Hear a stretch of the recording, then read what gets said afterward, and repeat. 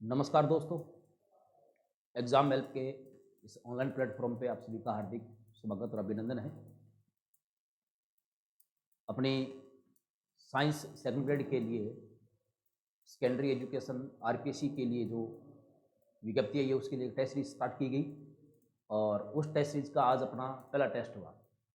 ये जो टेस्ट आपने दिया है तो आपने देखा होगा कि जो हमारा पेपर है वो बिल्कुल एग्ज़ाम पैटर्न को ध्यान में रखते हुए और सिलेबस के जो टॉपिक आज अपने पेपर में थे, उनके हर पहलू को, हर टॉपिक को टच करते हुए हर प्रकार के क्वेश्चन का यहाँ समावेश किया गया और आपने टेस्ट दिया है। तो आपको यहाँ से टेस्ट देने के बाद जब आप ये वीडियो सॉल्यूशन देखेंगे तो मैं विश्वास के साथ ये कह सकता हूँ कि आपको पूरी की पूरी जो एटॉमिक स्ट्रक्चर और स्पेक्ट्रोस्कोपी है उसका निचोड़ आपके दिमाग में आ जाएगा कि वास्तव में कैसे क्वेश्चन फ्रेम हो सकते हैं और कैसा क्वेश्चन एग्जाम में पूछा जा सकता है। ठीक है, हमने ये जो टेस्ट स्टार्ट किया ये पूर्णतः आरपीएससी सेकंड ग्रेड को समर्पित है और बिल्कुल उसी लेवल के क्वेश्चन, उसी पैटर्न के क्वेश्चन यहाँ तैयार किए जा रहे हैं। तो अपन स्टार्ट करें आज के टेस्ट के 45 क्वेश्चन को लेते हुए, अपनी बातचीत को जारी रखते हुए अपन एक एक क्वेश्चन का सॉल्यूशन लेंगे और देखेंगे कि इस क्वेश्चन में और किस प्रकार के क्वेश्चन बन सकते हैं। उन संभावनाओं को साथ में लेते हुए भी अपन यहाँ पे हल करने वाले हैं। तो जैसा कि स्क्रीन पे आपको पहला क्वेश्चन दिखाई दे रहा है टेस्ट का, वो है प्रोटॉन तथा न्यूट्रॉन को संयुक्त रूप से कहा जाता है, क्या कहते हैं, है ना। तो अपना एटॉमिक स्ट्रक्चर का पहला ही जो पॉइंट है वो है फंडामेंटल पार्टिकल्स यानी कि परमाणु के कण। तो हमें पता है कि परमाणु के जो फंडामेंटल पार्टिकल्स होते हैं वो तीन हैं, इलेक्ट्रॉन, प्रोटॉन और न्यूट्रॉन। तो उसमें से पूछता है कि प्रोटॉन न्यूट्रॉन को क्या कहते हैं। तो प्रोटॉन और न्यूट्रॉन को संयुक्त रूप से क्या कहा जाता है, न्यूक्लियन कहा जाता है, क्योंकि ये न्यूक्लियस में रहते हैं दोनों और इसलिए इनको क्या कहते हैं, न्यूक्लियन कहते हैं। ठीक है, अब यहाँ अपने को और क्या क्या पूछ सकता है। देखो हमारे पास जो फंडामेंटल पार्टिकल है वो तीन है, एक तो है इलेक्ट्रॉन और दूसरा है प्रोटॉन और तीसरा जो है वो है हमारे पास न्यूट्रॉन। ये तीन हमारे फंडामेंटल पार्टिकल्स हैं। इलेक्ट्रॉन्स जो है वो हमें पता है कि परमाणु में नाभिक के चारों ओर जो सर्कुलर पाथ होते हैं उनमें घूमते रहते हैं, चक्कर लगाते रहते हैं। प्रोटॉन और न्यूट्रॉन ये दोनों न्यूक्लियस में मिलते हैं, इसलिए इन दोनों को सम्मिलित रूप से न्यूक्लियन कहा जाता है। इलेक्ट्रॉन पे हमें पता है कि नेगेटिव चार्ज होता है, प्रोटॉन पे प्लस चार्ज होता है, न्यूट्रॉन पे कोई चार्ज नहीं होता है, यानी कि ये न्यूट्रल होता है, उदासीन होता है। ठीक है, ये तो सिंपल सी बातें हैं। अब यहाँ से क्वेश्चन कैसे और बन सकते हैं। देखो इलेक्ट्रॉन की डिस्कवरी जो है हमें पता है किस वैज्ञानिक ने की थी, जे थॉमसन ने। प्रोटॉन की किसने की थी, गोल्डस्मिथ ने। और न्यूट्रॉन किसने की थी, जेम्स चैडविक ने। ये भी बात यहाँ तक भी अपने ध्यान रखना है। इससे आगे चलें तो और क्या पूछ सकता है कि इलेक्ट्रॉन की जो डिस्कवरी हुई, बाद में इस पर जो चार्ज डिसाइड हुआ वो कौन से प्रयोग से हुआ। तो आपको पता होगा यहाँ पे एक प्रयोग हुआ था जिसको कहते हैं कैथोड रे प्रयोग, कैथोड रे एक्सपेरिमेंट। ठीक है, प्रोटॉन पे डिसाइड हुआ था वो कौन से हुआ था, एनोड रे से। ठीक है, और सबसे इंपॉर्टेंट बात जो न्यूट्रॉन की डिस्कवरी थी वो कौन से प्रयोग से हुई थी, कौन से फिनोमिना से हुई थी या कौन सी घटना से हुई। उस घटना का नाम है रेडियो एक्टिव, है ना, रेडियो एक्टिव डीके से, है ना, 6 से डीके कह दो या उसको हिंदी में कहें तो 6 कह दे, है ना। तो इनसे इनकी खोज हुई। तो यहाँ से क्वेश्चन यहाँ से भी पूछ सकता है, जो कैथोड रे होती है उनकी प्रकृति किस पर निर्भर करती है, एनोड रे की प्रकृति किस पर निर्भर करती है। ठीक है, और ऐसा कौन सा अपरमाणु कण है जिसकी प्रयोग जो खोज है वो रेडियो एक्टिव 6 से हुई थी। तो इस प्रकार के और क्वेश्चन भी यहाँ से बन सकते हैं। इसके अलावा जो आजकल एक क्वेश्चन का एक फ्रेम और चल रहा है ना, वो है कि इलेक्ट्रॉन, प्रोटॉन और न्यूट्रॉन के मास का ऑर्डर पूछ लेते हैं कि किसका मास ज़्यादा है, किसका मास कम है। इलेक्ट्रॉन का मास आपको केजी में भी ध्यान रखना है और एएमयू में भी ध्यान रखना है। मोस्टली जो ऑर्डर पूछते हैं वो एएमयू के आधार पे पूछते हैं। तीसरी बात जो यहाँ से पूछते हैं वो पूछते हैं कभी कभार इनकी भेदन क्षमता की, पेनेट्रिंग पावर की पूछ लेते हैं कि भेदन क्षमता की क्रम क्या होता है। और भेदन क्षमता का जो क्रम होता है वो द्रव्यमान यानी कि मास के इन्वर्सली प्रोपोर्शनल होता है, वैध क्रमानुपाती होता है। यानी कि जिस कण का द्रव्यमान ज़्यादा होगा उसकी भेदन क्षमता कम होगी, जिसका द्रव्यमान कम होगा उसकी भेदन क्षमता क्या होगी, ज़्यादा होगी। तो ये क्वेश्चन भी एग्जाम में पूछ सकता है, इलेक्ट्रॉन, प्रोटॉन, न्यूट्रॉन में से किसकी भेदन क्षमता ज़्यादा है और किसकी भेदन क्षमता कम है। तो ये अपने को इस प्रकार की बातें ध्यान में रखनी है। ठीक है, अब इसके साथ में हमने आगे एक स्लाइड दे रखी है जिसमें सारी बातें ये बता रखी है। जैसे यहाँ पे बात करें कि इलेक्ट्रॉन की खोज जे थॉमसन ने की थी, इसका मास जो है केजी में 9.1 × 10⁻³ केजी होता है, एमयू में दे रखा है। इसी प्रकार इसका E/m की, है ना, खोज किसने की थी, मुलिकन ने की थी। कितना होता है ये भी दे रखा है, इलेक्ट्रॉन नाम किसने दिया ये बात दे रखा है। इसी प्रकार प्रोटॉन की बेसिक बातें दे रखी है, न्यूट्रॉन की बेसिक बातें दे रखी है। और कभी कभार एग्जाम ये क्वेश्चन पूछते हैं कि इलेक्ट्रॉन और प्रोटॉन के द्रव्यमान का अनुपात कितना होता है, वो होता है 1/1/1837 होता है। ये बातें अपने को ध्यान में रखनी है, ठीक है। इनसे बाहर क्वेश्चन कोई ज्यादा नहीं बन सकता, ठीक है। ये जो मेन पार्टिकल्स है, एक तो ये पॉइंट आपको ध्यान रखना है, ठीक है। और एक इनके रिलेटेड जो एक्सपेरिमेंट है इन पे भी आपको ध्यान रखना है कि प्रोटॉन से रिलेटेड कौन सा एक्सपेरिमेंट था, इलेक्ट्रॉन से कौन सा रिलेटेड था और न्यूट्रॉन से रिलेटेड कौन सा था, ठीक है। और कभी कभार जब ज्यादा कुछ गहराई पूछते हैं, क्योंकि एनसीईआरटी में दे रखा है 11th की, तो कैथोड रे की प्रकृति नेचर किस किस पे निर्भर करती है, एनोड रे की प्रकृति किस किस में निर्भर करती है। तो ये जो पूरा इनके बारे में जो सार है वो एग्जाम हेल्प की जो केमिस्ट्री की बुक है उसमें सारा एक जगह दे रखा है। तो अगर आप अपना सिलेबस करके जब आप टेस्ट सीरीज की तैयारी कर रहे हो, टेस्ट की तैयारी कर रहे हो, तो मैं कहता हूं कि जैसे आपने अपना एटॉमिक स्ट्रक्चर टॉपिक पढ़ लिया, तो एक बार आप उस बुक के प्रीवियस ईयर के क्वेश्चन सोल्व करो, फिर उसमें जो आपको मैटर एनसीईआरटी का है वो सारा एक जगह मिल जाएगा। तो आपका एक अच्छा रिवीजन भी हो जाएगा और आपके हर प्रकार के क्वेश्चन के आपके दिमाग में कंसेप्ट तैयार हो जाएंगे। अब अपन नेक्स्ट सेकंड क्वेश्चन पे चलते हैं। सेकंड क्वेश्चन जो है वो है तत्व एक दे रखा है आपको, कोई वाई एलिमेंट दे रखा है, उसमें प्रोटॉन न्यूट्रॉन इलेक्ट्रॉन की संख्या क्या है ना। तो देखो हमने ये पढ़ा था कि कोई भी एलिमेंट जैसे मान लो एक्स एलिमेंट है, उसका जो निरूपण किया जाता है वो कुछ इस प्रकार से किया जाता है। एक्स एलिमेंट का अगर अपन बात करें, ठीक है, तो यहां उसका जेड और ये उसका होता है ए से बात करें तो एटॉमिक मास और जेड से होता है एटॉमिक नंबर, ठीक है। अगर अपन बात करें फॉर ए न्यूट्रल एटम यानी कि उदासीन परमाणु के लिए बात करें, तो उदासीन परमाणु में जो नंबर ऑफ जेड, ठीक है ना, होते हैं वो नंबर ऑफ प्रोटॉन के इक्वल होते हैं, और नंबर ऑफ प्रोटॉन जो होते हैं वो नंबर ऑफ इलेक्ट्रॉन के इक्वल होते हैं, ठीक है। अगर आपको यहाँ पे न्यूट्रॉन की कैलकुलेशन करनी है तो न्यूट्रॉन आप कैसे निकालेंगे, न्यूट्रॉन निकालेंगे आप ए माइनस जेड करेंगे। तो यहाँ हम बात करें तो प्रोटॉन कितने होंगे 89, ठीक है। न्यूट्रॉन निकालने तो ए माइनस जेड करेंगे अपन, है ना। तो ए कितना अपना 231 और जेड कितना है 89। तो जब आप सब्ट्रैक्ट करोगे कितना आएगा 142 आएगा, ठीक है। तो ये आ गया। फिर पूछा आपसे इलेक्ट्रॉन, है ना, तो न्यूट्रल के लिए हमने बात की है कि इलेक्ट्रॉन प्रोटॉन के इक्वल होंगे। प्रोटॉन्स कितने इसमें 89, तो इलेक्ट्रॉन भी कितने होंगे 89। तो हमारा आंसर कौन सा हो जाएगा, सी आंसर हो जाएगा, ठीक है। तो इस प्रकार क्वेश्चन बन सकते हैं, है ना। अब और क्वेश्चन इस पे न्यूमेरिकल कैसा बन सकता है कि जैसे आपको दे दिया कि कोई एलिमेंट है, ठीक है, उसमें प्रोटॉन की संख्या जो है वो न्यूट्रॉन की 20% ज़्यादा है। इस प्रकार का न्यूमेरिकल भी आपसे सेट करके पूछ सकता है। ज़्यादातर इस प्रकार के क्वेश्चन पूछ सकते हैं। तो ये अपना सेकंड क्वेश्चन हुआ, उसका आंसर नंबर कौन सा हो जाएगा अपना, सी आंसर हो जाएगा। नेक्स्ट क्वेश्चन असत्य कथन है, इनकरेक्ट स्टेटमेंट है। Delta E into delta T is greater than या इक्वल एच अपॉन 4 पाई, ये अनिश्चितता अनसर्टेनिटी का सिद्धांत है। क्या ये बात सत्य है या असत्य है, अपन जांच करते हैं। देखो हमने हाइजेनबर्ग ने एक अनिश्चित सिद्धांत दिया था, ठीक है।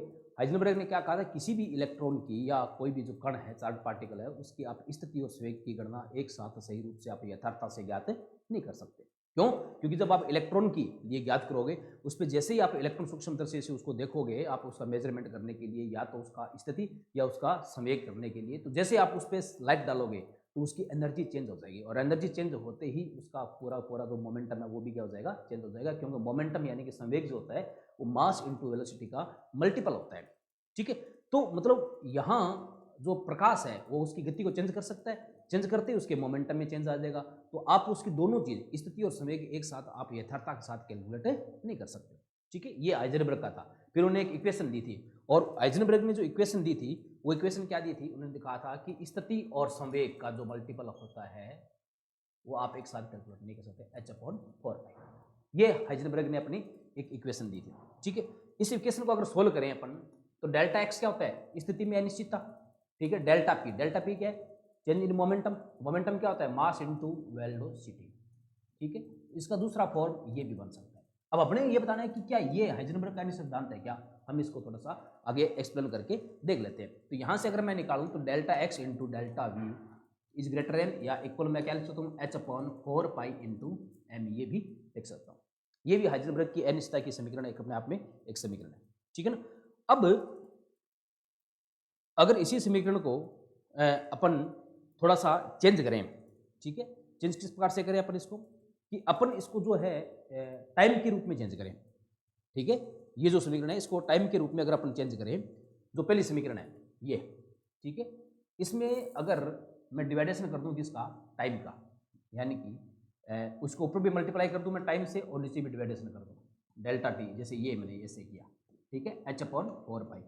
और यहाँ मैंने क्या किया, इसको डेल्टा टी से मल्टीप्लाई कर दिया, ऊपर भी डेल्टा टी से मल्टीप्लाई कर दिया और नीचे डेल्टा टी से क्या कर दिया, इसको मैंने डिवाइड कर दिया, है ना। डिवाइड करते ही, ठीक है, जैसा ऊपर मैंने किया वैसे मैंने यहाँ पे नीचे कर दिया, ठीक है। अब देखो ये delta x into delta T, ठीक है, ये और delta P upon delta T, delta P upon delta T, संवेग में परिवर्तन समय के साथ। तो संवेग में जो समय के साथ परिवर्तन होता है, ठीक है, वो क्या चीज़ होगी, एक इसको थोड़ा सा अपना नेक्स्ट स्लाइड पे लेते हैं, खाली स्लाइड पे, वहाँ अच्छा रहेगा अपने लिए ये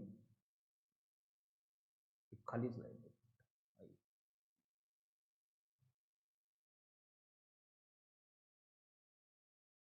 एक मिनट,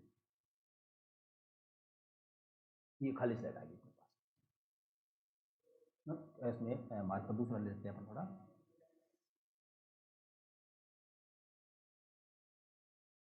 देखो ये हमारी इक्वेशन थी हाइजेनबर्ग की, delta x into delta P greater than या इक्वल h/4 पाई, ठीक है। इसको हमने क्या किया,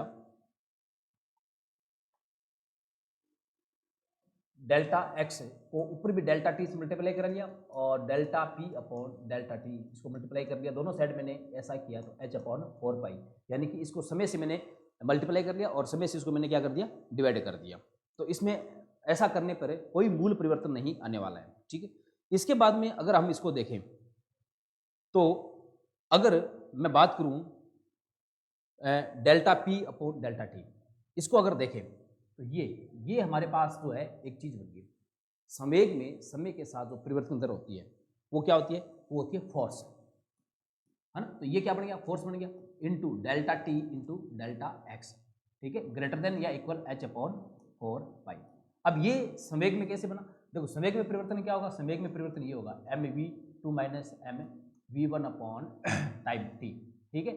देखो ये टाइम टी, ये इसका, तो इसका मात्रक क्या आएगा, इसका मात्रक आएगा kg इंटू मीटर प्रति सेकंड और अपॉन सेकंड, ठीक है। तो ये क्या बन गया, ये बनेगा kg इंटू मीटर प्रति सेकंड स्क्वायर, और kg इंटू मीटर प्रति सेकंड स्क्वायर किसका फॉर्मूला होता है, किसका यूनिट होता है, फोर्स का, ठीक है। तो ये हमारे पास पूरा क्या बन गया, फोर्स बन गया, ठीक है। अगर ये हमारे पास पूरा फोर्स बन गया, है ना, तो अब फोर्स को और डेल्टा एक्स इसको अगर मल्टीप्लाई करूं मैं, किसको, फोर्स और डेल्टा एक्स को, इसको इतने को अगर मैं मल्टीप्लाई करूं, ठीक है, तो बल इंटू विस्थापन, ये क्या होता है, वर्क, और वर्क अपने आप में क्या होती है, एनर्जी, यानी कि इसको मैं एनर्जी में चेंज भी तो लिख सकता हूं, ठीक है, into delta T greater than या इक्वल h/4 पाई।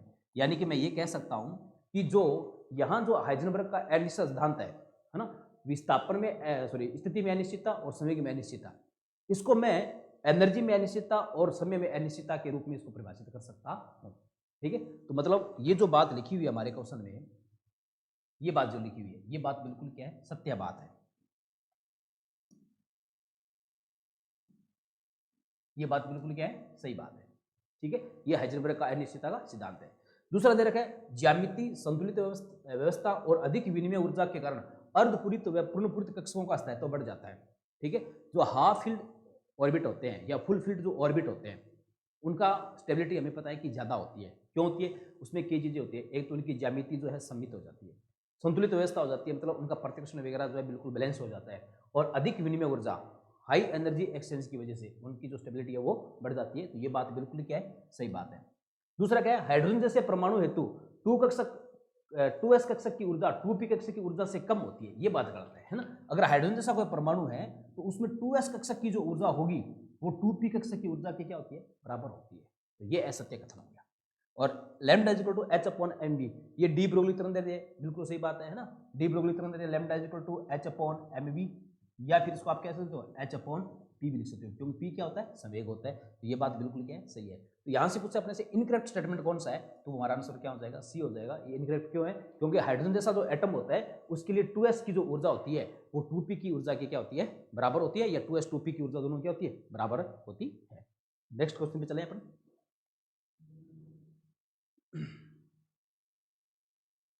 क्वेश्चन नंबर 4 आइसोएस्टर्स है ना।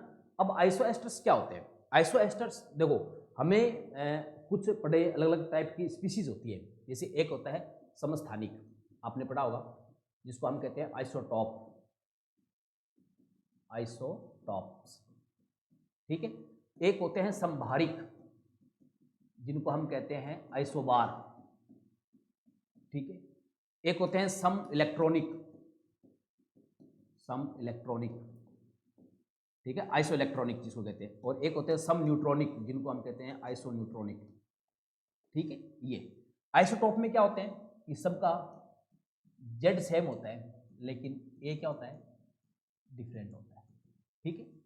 अच्छा, समभारिक आइसोबार में क्या होता है, जेड डिफरेंट होता है, यानी कि एटॉमिक नंबर डिफरेंट होता है, लेकिन ए क्या होता है, ए जो सबका क्या होता है, सेम होता है। यहाँ पे नंबर ऑफ इलेक्ट्रॉन क्या होते हैं, सेम होते हैं, ठीक है। और यहाँ पे नंबर ऑफ न्यूट्रॉन क्या होते हैं, सेम होते हैं, ठीक है। इसी प्रकार एक और जो स्पीसीज है उसका नाम है आइसोएस्टर्स।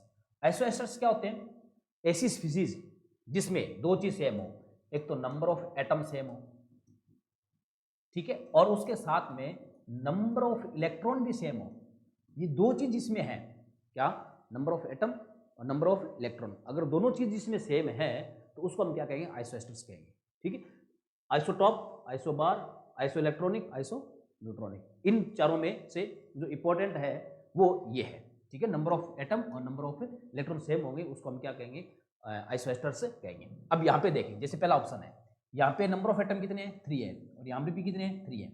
इसमें हम नंबर ऑफ इलेक्ट्रॉन कैलकुलेट करें तो नाइट्रोजन के 7 इलेक्ट्रॉन, ऑक्सीजन के, है ना, कितने हो गए, 2 ऑक्सीजन है तो 16 प्लस 1 ले रखा है ना, तो कितने हो गए ये 17, 16 प्लस 17 के 23 और 24 इलेक्ट्रॉन हो गए, किसमें, NO2 माइनस में। यहाँ पे बात करें तो यहाँ पे एक ऑक्सीजन में 8 इलेक्ट्रॉन, तो 3 में कितने हो गए, 24। तो देखो इन दोनों में नंबर ऑफ एटम भी सेम है और नंबर ऑफ इलेक्ट्रॉन भी सेम है, इसलिए ये क्या है, आइसोएस्टर्स है, ठीक है। यहाँ number of atom he same नहीं है। इसमें बात करें तो इसमें नंबर ऑफ एटम सब में यहाँ सेम नहीं है, यहाँ नंबर ऑफ एटम सेम नहीं है। तो जिसमें नंबर ऑफ एटम और नंबर ऑफ इलेक्ट्रॉन दोनों सेम हो वो क्या कहलाते हैं, आपस में आइसोएस्टर्स कहलाते हैं। और क्वेश्चन यहाँ से भी बन सकता है कि कौन सा आइसोटॉप है, कौन सा आइसोबार है। सम इलेक्ट्रॉनिक जिनमें नंबर ऑफ इलेक्ट्रॉन सेम हो, सम न्यूट्रॉनिक जिनमें नंबर ऑफ न्यूट्रॉन सेम हो। नेक्स्ट क्वेश्चन पे चलते हैं। निम्न में से कौन सा कथन बोहर मॉडल के प्रमुख अभिग्रत को प्रदर्शित करता है? बोहर मॉडल अपने सिलेबस में है, तो उसमें मेन जो उसकी हाइपोथेसिस है वो कौन सी है? पहली है कि प्रोटॉन नाभिक में होते हैं। क्या बोहर मॉडल की मेन हाइपोथेसिस है? नहीं कह सकते, है ना। इलेक्ट्रॉन नाभिक को चक्कर, नाभिक के चारों ओर घूमते हैं, ये बात तो उसने भी बता दी थी, किसने, रदरफोर्ड ने बता दी थी। इलेक्ट्रॉन के घूमने से उत्पन्न अपकेंद्र बल इलेक्ट्रॉन और प्रोटॉन के बीच लगने वाले आकर्षण बल को संतुलित करता है। नहीं, ये बात भी मेन अभिगत नहीं है। इलेक्ट्रॉन का कोणीय संवेग h/2π का पूर्ण गुणांक होता है, ये बात है बोर मॉडल की मेन है। कि बोर मॉडल ने कहा था कि इलेक्ट्रॉन केवल उन्हीं कक्षाओं में घूमता है जहां उसका कोणीय संवेग, एंगुलर मोमेंटम h/2π का क्या हो, पूर्ण गुण जो होता है। ये बात इसका बोर मॉडल की क्या मेन बात है। यानी कि अपने ये कह सकते हैं कोणीय संवेग MVR जो होता है वो NH/2π होता है। n यहाँ पे क्या है, n यहाँ पर जो है पूर्ण संख्या होती है। ये बोर मॉडल की प्रमुख अभिग्रत यानी कि हाइपोथेसिस है। नेक्स्ट क्वेश्चन, जब परमाणु पर अल्फा कण की बमबारी की जाती है ना, तो देखो जैसे ही अल्फा कण की बात आई और बमबारी की बात आई तो हमारे दिमाग में आता है कि रदरफोर्ड का alpha particle scattering experiment, alpha कण प्रकीर्णन प्रयोग हमारे दिमाग में आता है, ठीक है। ये जो प्रयोग है ये रदरफोर्ड के दो स्टूडेंट थे, गाइगर और मास्टर ने किया था, और उसके आधार पर रदरफोर्ड ने कुछ निष्कर्ष रिजल्ट्स दिए थे एटम के बारे में, एटम की स्ट्रक्चर के बारे में। तो वो निष्कर्ष में से अगर जब एक्सपेरिमेंट हो रहा था तो उसमें कुछ स्टेटमेंट्स थे, तो उन पे यहाँ पे बात हो रही है। तो लाखों में से केवल कुछ विक्षेपित होते हैं, विक्षेपित मतलब डेविट होते हैं, और अन्य अनडेविटेड यानी कि अविक्षेपित गुजर जाते हैं। तो इसका कारण क्या है ना, रदरफोर्ड के जब प्रयोग किया जा रहा था तो जब जो गोल्ड फॉइल थी, है ना, स्वर्ण पट्टिका जो थी, ये जैसे स्वर्ण पट्टिका उन्होंने सेट कर रखी थी इस पे, और यहाँ से जब यहाँ से अल्फा पार्टिकल्स की उस पर बमबारी की जा रही थी ना, ये एक लेड बॉक्स था, ठीक है, ये कैसा बॉक्स था, लेड बॉक्स था, और यहाँ इसका एक था, यहाँ से अल्फा पार्टिकल्स जा रहे थे। तो उन्होंने देखा कि मोस्टली जो पार्टिकल थे वो अनडेविट निकल गए, लेकिन बिल्कुल सेंटर में जो गया वो वापस आ गया, यानी कि 180 डिग्री पे वो क्या हुआ, डेविट हुआ, ठीक है। तो उससे आप क्या स्टेटमेंट निकाल सकते हो कि ज़्यादातर निकल गए। इसका मतलब यही है कि जो ये एटम है, इस एटम का जो अधिकांश पार्ट है वो होलो है, खोखला है। तो गतिशील अल्फा कणों पर विकर्षण बल सूक्ष्म है, ये बात भी कोई जरूरी नहीं है।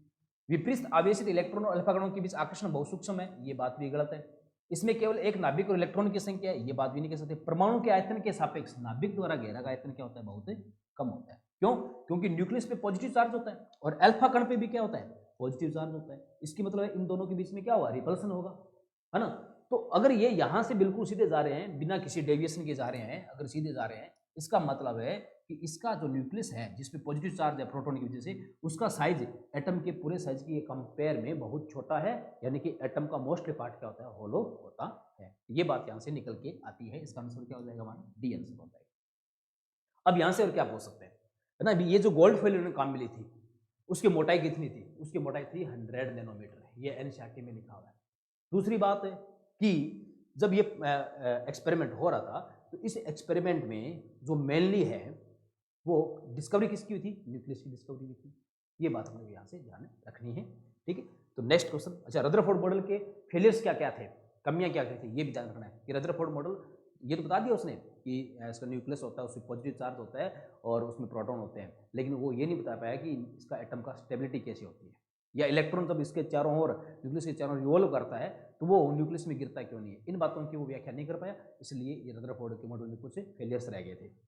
नेक्स्ट क्वेश्चन, निम्न में से कौन सा तथ्य रदरफोर्ड परमाणु सिद्धांत के बारे में सही नहीं है, रदरफोर्ड के बारे में सही नहीं है। क्वेश्चन नंबर 7 भी ऐसा कौन सा है, प्रोटॉन न्यूट्रॉन नाभिक में उपस्थित रहते हैं, ठीक है, क्या ये बात रदरफोर्ड ने कही थी, देखो न्यूट्रॉन की वहां तक तो बात ही नहीं थी, सॉरी अच्छा सिद्धांत के बारे में पूछा, सही नहीं है ना। तो सही, प्रोटॉन न्यूट्रॉन नाभिक में रहते हैं, ये बात बिल्कुल सही है, ठीक है। नाभिक का आयतन परमाणु का आयतन से बहुत छोटा होता है, ये बात भी बिल्कुल सही है, रदरफोर्ड के मॉडल के बिल्कुल सेट बैठती है। और प्रोटॉन न्यूट्रॉन की संख्या हमेशा समान होती है, ठीक है, प्रोटॉन इलेक्ट्रॉन की संख्या हमेशा समान होती है। देखो हमें तो ये पता है कि प्रोटॉन इलेक्ट्रॉन संख्या तो न्यूट्रल एटम के लिए सेम रहती है, लेकिन प्रोटॉन और न्यूट्रॉन की संख्या समान हो, यानी कि नंबर ऑफ प्रोटॉन इक्वल हो किसके, नंबर ऑफ न्यूट्रॉन, ऐसा संभव है क्या, बिल्कुल भी। तो ये बात रदरफोर्ड के लिए सही नहीं है, ठीक। नेक्स्ट क्वेश्चन पे चले, हाइड्रोजन परमाणु के प्रथम बोर कक्षक की त्रिज्या r है, तब लिथियम प्लस 2 के प्रथम कक्षक की त्रिज्या क्या होगी। ये हाइड्रोजन स्पेक्ट्रम के न्यूमेरिकल से बेस्ट एक क्वेश्चन है ना। हाइड्रोजन स्पेक्ट्रम में जब बात करते हैं तो हाइड्रोजन स्पेक्ट्रम के लिए जो त्रिज्या जो होती है, ठीक है, रेडियस होती है, उसके लिए जो फॉर्मूला होता है वो होता है r is equal to 0.529 n square upon z, ये हमने पढ़ा किसमें, एंगस्ट्रॉम में। तो ये कह रहा है हाइड्रोजन के लिए अगर कक्षक की त्रिज्या r है, हाइड्रोजन के लिए मतलब हाइड्रोजन के लिए अगर बात कर रहे हैं प्रथम ऑर्बिट के लिए, तो क्या होगा 0.29 प्रथम के लिए 1 स्क्वायर, और हाइड्रोजन का जेड भी कितना होता है, 1 होता है, r है। तो लिथियम प्लस 2 के प्रथम कक्षक की त्रिज्या क्या होगी, लिथियम प्लस 2 मतलब जिसमें एक इलेक्ट्रॉन हो, क्योंकि बोर का सिद्धांत केवल सिंगल इलेक्ट्रॉन के लिए ही एप्लीकेबल होता है। तो लिथियम प्लस 2 के लिए बात करें, अगर ये r हो गई, ठीक है ना, r का मान, तो लिथियम के लिए बात करें त्रिज्या कितनी होगी 0.529। इस लिथियम के लिए n की वैल्यू तो 1 है, क्योंकि प्रथम की बात हो रही है, फर्स्ट ऑर्बिट की बात हो रही है, और z की वैल्यू कितनी हो जाएगी, है ना, 3 हो जाएगी, ठीक है। तो ये जो वैल्यू है, ये पूरी वैल्यू किसके बराबर है, r के बराबर है। तो r डैश किसके बराबर होगा, r/3 के, है ना, क्योंकि ये पूरी वैल्यू क्या बन जाएगी, ये पूरी वैल्यू ये r बन जाएगा, ठीक है। तो r डैश किसके बराबर होगा, r/3, यानी कि आंसर क्या हो जाएगा, बी आंसर हो जाएगा। तो इस प्रकार के सिंपल न्यूमेरिकल हमारे से पूछ सकता है। मतलब अपने यहाँ से अगर शॉर्टकट में बात करें तो हम ये कह सकते हैं जो रेडियस होती है वो प्रोपोर्शनल होती है नंबर ऑफ ऑर्बिट, कक्षक की संख्या, कौन सी कक्षक की बात करें, ठीक है ना, और अपॉन जेड के, ठीक है, इनके इसलिए यहाँ से डायरेक्ट क्वेश्चन पूछ सकते हैं। नेक्स्ट क्वेश्चन की बात करें, हाइड्रोजन परमाणु की बामर श्रेणी में किस इलेक्ट्रॉन के संक्रमण से तीसरी रेखा बनती है ना। तो ये देखो हाइड्रोजन स्पेक्ट्रम में हमें पता है कि जो श्रेणियां मिलती है वो कौन कौन सी मिलती है, एक लाइमन पहली, फिर बामर, फिर पास्चन, फिर ब्रैक, ठीक है, फिर फुंड और फिर हम्फ्री, अगर अपन बात करें हम्फ्री तक, ठीक है। तो इनके लिए बात करें कि इनकी जो मूल अवस्था होती है, लाइमन के लिए कितनी होती है, 1, इसके लिए 2, 3, 4, 5 और 6, ठीक है। जब यहां से इनकी जो हायर स्टेट होती है तो इसके लिए कौन सी होगी, 2, 3 ऐसे ऐसे आगे चलती रहेगी, इसके लिए कौन सी होगी, 3, 4 ऐसे चलती रहेगी, इसके लिए कौन सी होगी, 4, 5 चलती रहेगी, इसके लिए कौन सी होगी, 5, 6 ऐसे ऐसे चलती रहेगी, ठीक है। और इसके लिए कौन सी होगी, 6 और 7 आगे वाली चलती रहेगी, और इसके लिए कौन सी होगी, 7 और 8 ऐसे चलती रहेगी, ठीक है। अब ये कह रहा है कि बामर श्रेणी, यानी कि हम यहाँ बात कर रहे हैं, तो देखो जैसे इलेक्ट्रॉन 3 नंबर से 2 नंबर में जाएगा तो पहली आपको लाइन मिलेगी, ठीक है। 2 नंबर से कितने, 3 नंबर से कितने जाएगा, 2 में पहली मिलेगी। ठीक है, 4 से 2 में जाएगा तो आपको दूसरी मिलेगी। अभी पूछ रहा है तीसरी, तो तीसरी के लिए यहाँ पे कितना आना चाहिए, 5 से जब किस में आएगा, दूसरी में आएगा। ठीक है, तो आपको कौन सी मिलेगी, तीसरी, यानी कि 5वीं भौतिक कक्षा से किस में आए, दूसरी में आए। ठीक है, इसको अपना एक तरीका और है, ऐसे भी समझ सकते हैं। कैसे, देखो अगर अपन बात करें जैसे स्पेक्ट्रम की, ये मूल अवस्था है। ठीक है, ये 2 नंबर एन एन, ठीक है, ये 3 नंबर, 4 नंबर और 5 नंबर। अगर बात करें बामर की, तो बामर में क्या होता है, मूल अवस्था होती है 2 नंबर। ठीक है, तो जैसे ही ये 3, 4 और ये 5, जैसे ही 3 से 2 में आएगी तो ये फर्स्ट लाइन होगी, और 4 से 2 में आएगी तो ये सेकंड लाइन होगी, और 5 से 2 में आएगी तो ये थर्ड लाइन होगी। ये ध्यान रखना, ये चीज़ें अगर अपन को ध्यान रहेगी तो आराम से अपन इस क्वेश्चन का कह सकते हैं, जवाब दे सकते हैं। ठीक है, तो इसमें केवल अपने से ये तो पूछा है क्वेश्चन में, सॉरी एक नंबर है, मैं देख लेता हूँ क्या पूछा है, हाँ यही पूछा है अपने से। ठीक है, अब देखो, अब आपसे पूछ ले कि इसमें से कौन सी लाइन के लिए लैम्डा मैक्सिमम रहेगा और किसके लिए लैम्डा मिनिमम रहेगा, किसके लिए एनर्जी मैक्सिमम रहेगी और किसके लिए एनर्जी मिनिमम रहेगी। ठीक है, तो कौन सी लाइन के लिए लैम्डा मैक्सिमम रहेगा, देखो जो फर्स्ट लाइन होती है ना, फर्स्ट लाइन, इसके लिए लैम्डा क्या रहता है, हमेशा मैक्सिमम रहता है। कोई भी स्पेक्ट्रमी लाइन हो, उसकी जब भी फर्स्ट लाइन होगी, है ना, चाहे लाइमन हो, चाहे बामर हो, चाहे पास्टन हो, चाहे फेल्ट हो, फर्स्ट लाइन के लिए लैम्डा क्या रहेगा, मैक्सिमम। ठीक है, अगर लैम्डा मैक्सिमम रहेगा, तरंगदैर्घ्य अधिकतम रहेगी, तो उसकी जो आवर्ती है वो मिनिमम रहेगी, और आवर्ती अगर मिनिमम रहेगी तो उसका जो एनर्जी है वो भी क्या रहेगी, मिनिमम रहेगी। मेरी बात समझ रहे हो, ठीक है ना। प्रथम लाइन के लिए लैम्डा मैक्सिमम रहेगा, तरंगदैर्घ्य अधिकतम रहेगी, आवर्ती न्यूनतम रहेगी और ऊर्जा भी न्यूनतम रहेगी। ठीक है, और उसकी जो अंतिम लाइन है, अंतिम जो लाइन है, उसके लिए ये लैम्डा, ये आवर्ती, ये एनर्जी, इनका क्या क्रम रहेगा। ठीक है, तो देखो यहां से जस्ट उल्टा हो जाएगा, उसके लिए लैम्डा तो क्या रहेगा, मिनिमम रहेगा, आवर्ती क्या रहेगी, फ्रीक्वेंसी क्या रहेगी, मैक्सिमम, और अगर फ्रीक्वेंसी मैक्सिमम रहेगी तो एनर्जी भी क्या रहेगी, मैक्सिमम रहेगी। ऐसा क्यों होगा, देखो ये यहां से यहां आ रहा है, इन दोनों का एनर्जी गैप कम है, इसका एनर्जी गैप और ज्यादा है, उसका एनर्जी गैप और ज्यादा है, यानी कि जैसे जैसे ट्रांजिशन हायर एनर्जी दूर से हो रहा है, एनर्जी गैप ज्यादा आएगा, एनर्जी गैप ज्यादा होगा, उसकी फ्रीक्वेंसी ज्यादा होगी, वेवलेंथ कम होगी। और जैसे ही पास वाले लेवल से अगर ट्रांजिशन हो रहा है, संक्रमण हो रहा है, तो एनर्जी लेवल कम, एनर्जी गैप कम, एनर्जी गैप कम तो आवर्ती यानी कि फ्रीक्वेंसी कम, और फ्रीक्वेंसी कम तो उसकी लैम्डा भी क्या होगी, कम होगी, वेवलेंथ भी क्या होगी, सॉरी मैक्सिमम होगी, कम अधिकतम होगी। तो ये बात भी आपसे पूछ सकता है ना। अब आपसे पूछ ले कि बताओ ये बामर श्रेणी की 3 रेखाएं हैं, फर्स्ट सेकंड थर्ड, किसके लिए वेवलेंथ मैक्सिमम होगी, किसके लिए वेवलेंथ मैक्सिमम होगी, और किसके लिए इनमें से मिनिमम होगी, इसके लिए मिनिमम होगी। अच्छा, एनर्जी सबसे ज्यादा किसकी होगी, इसकी, इसकी एनर्जी सबसे क्या होगी, कम होगी। तो ऐसा क्वेश्चन भी एग्जाम में हमसे हो सकता है। तो ये जो सारी बातें हैं, किसके लिए लैम्डा मैक्सिमम होगा, कम होगा, ये जो एग्जाम में की जो बुक है, उस बुक में सारा एक जगह दे रखा है, कहीं आपको इधर उधर भटकने की कोई आवश्यकता नहीं है, आप आराम से उसको देखिए और कीजिए। तो अपना जो क्वेश्चन था अपन उस पर चलें, तो इसका आंसर कौन सा हो जाएगा, फर्स्ट, 5वीं वर्ग कक्षा से दूसरी में। ठीक है, नेक्स्ट क्वेश्चन, हाइड्रोजन स्पेक्ट्रम की द्वितीयक बोहर कक्षा के इलेक्ट्रॉन की ऊर्जा क्या होगी। तो अब रेडियस की बात की थी, अब एनर्जी की बात करते हैं। तो हाइड्रोजन स्पेक्ट्रम के लिए जो एनर्जी का जो फॉर्मूला होता है वो हमें इलेक्ट्रॉन वोल्ट में पता होना चाहिए, और इसके साथ साथ में हमें जैसे जूल में भी पता होना चाहिए। ठीक है, अगर बात करें जूल के लिए, तो कोई भी हाइड्रोजन स्पेक्ट्रम का हो या किसी के लिए अगर एनवा ऑर्बिट है, तो उसके लिए जो एनर्जी होती है वो जो आपकी होती है वो होती है 2.18, एक मिनट,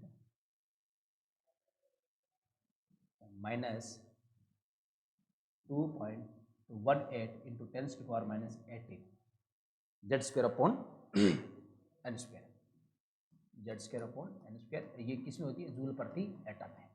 ठीक है, इसे ही अगर आप इलेक्ट्रॉन वोल्ट में लिखना चाहें तो -13.6 Z square upon N square electron volt प्रति एटम।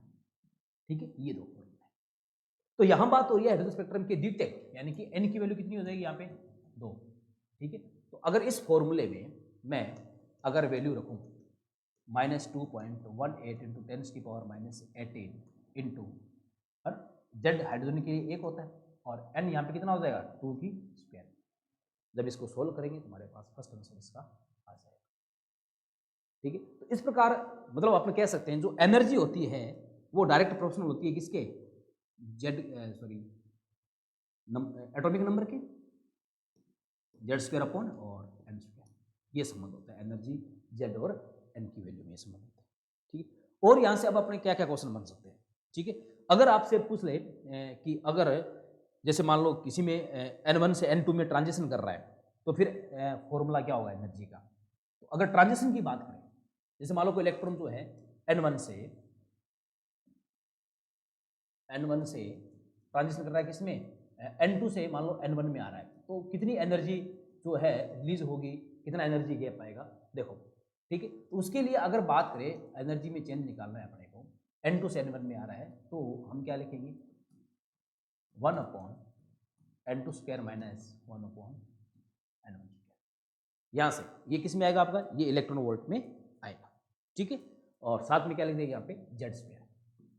ठीक है। जैसे हाइड्रोजन आपको क्वेश्चन आ जाए कि हाइड्रोजन स्पेक्ट्रम में कोई इलेक्ट्रॉन जो है तीसरी कक्षा से प्रथम कक्षा में आ रही है तो बताओ कितना एनर्जी में चेंज आएगा, एनर्जी गैप कितना आएगा, तो इस फॉर्मूले से अपन निकाल सकते हैं।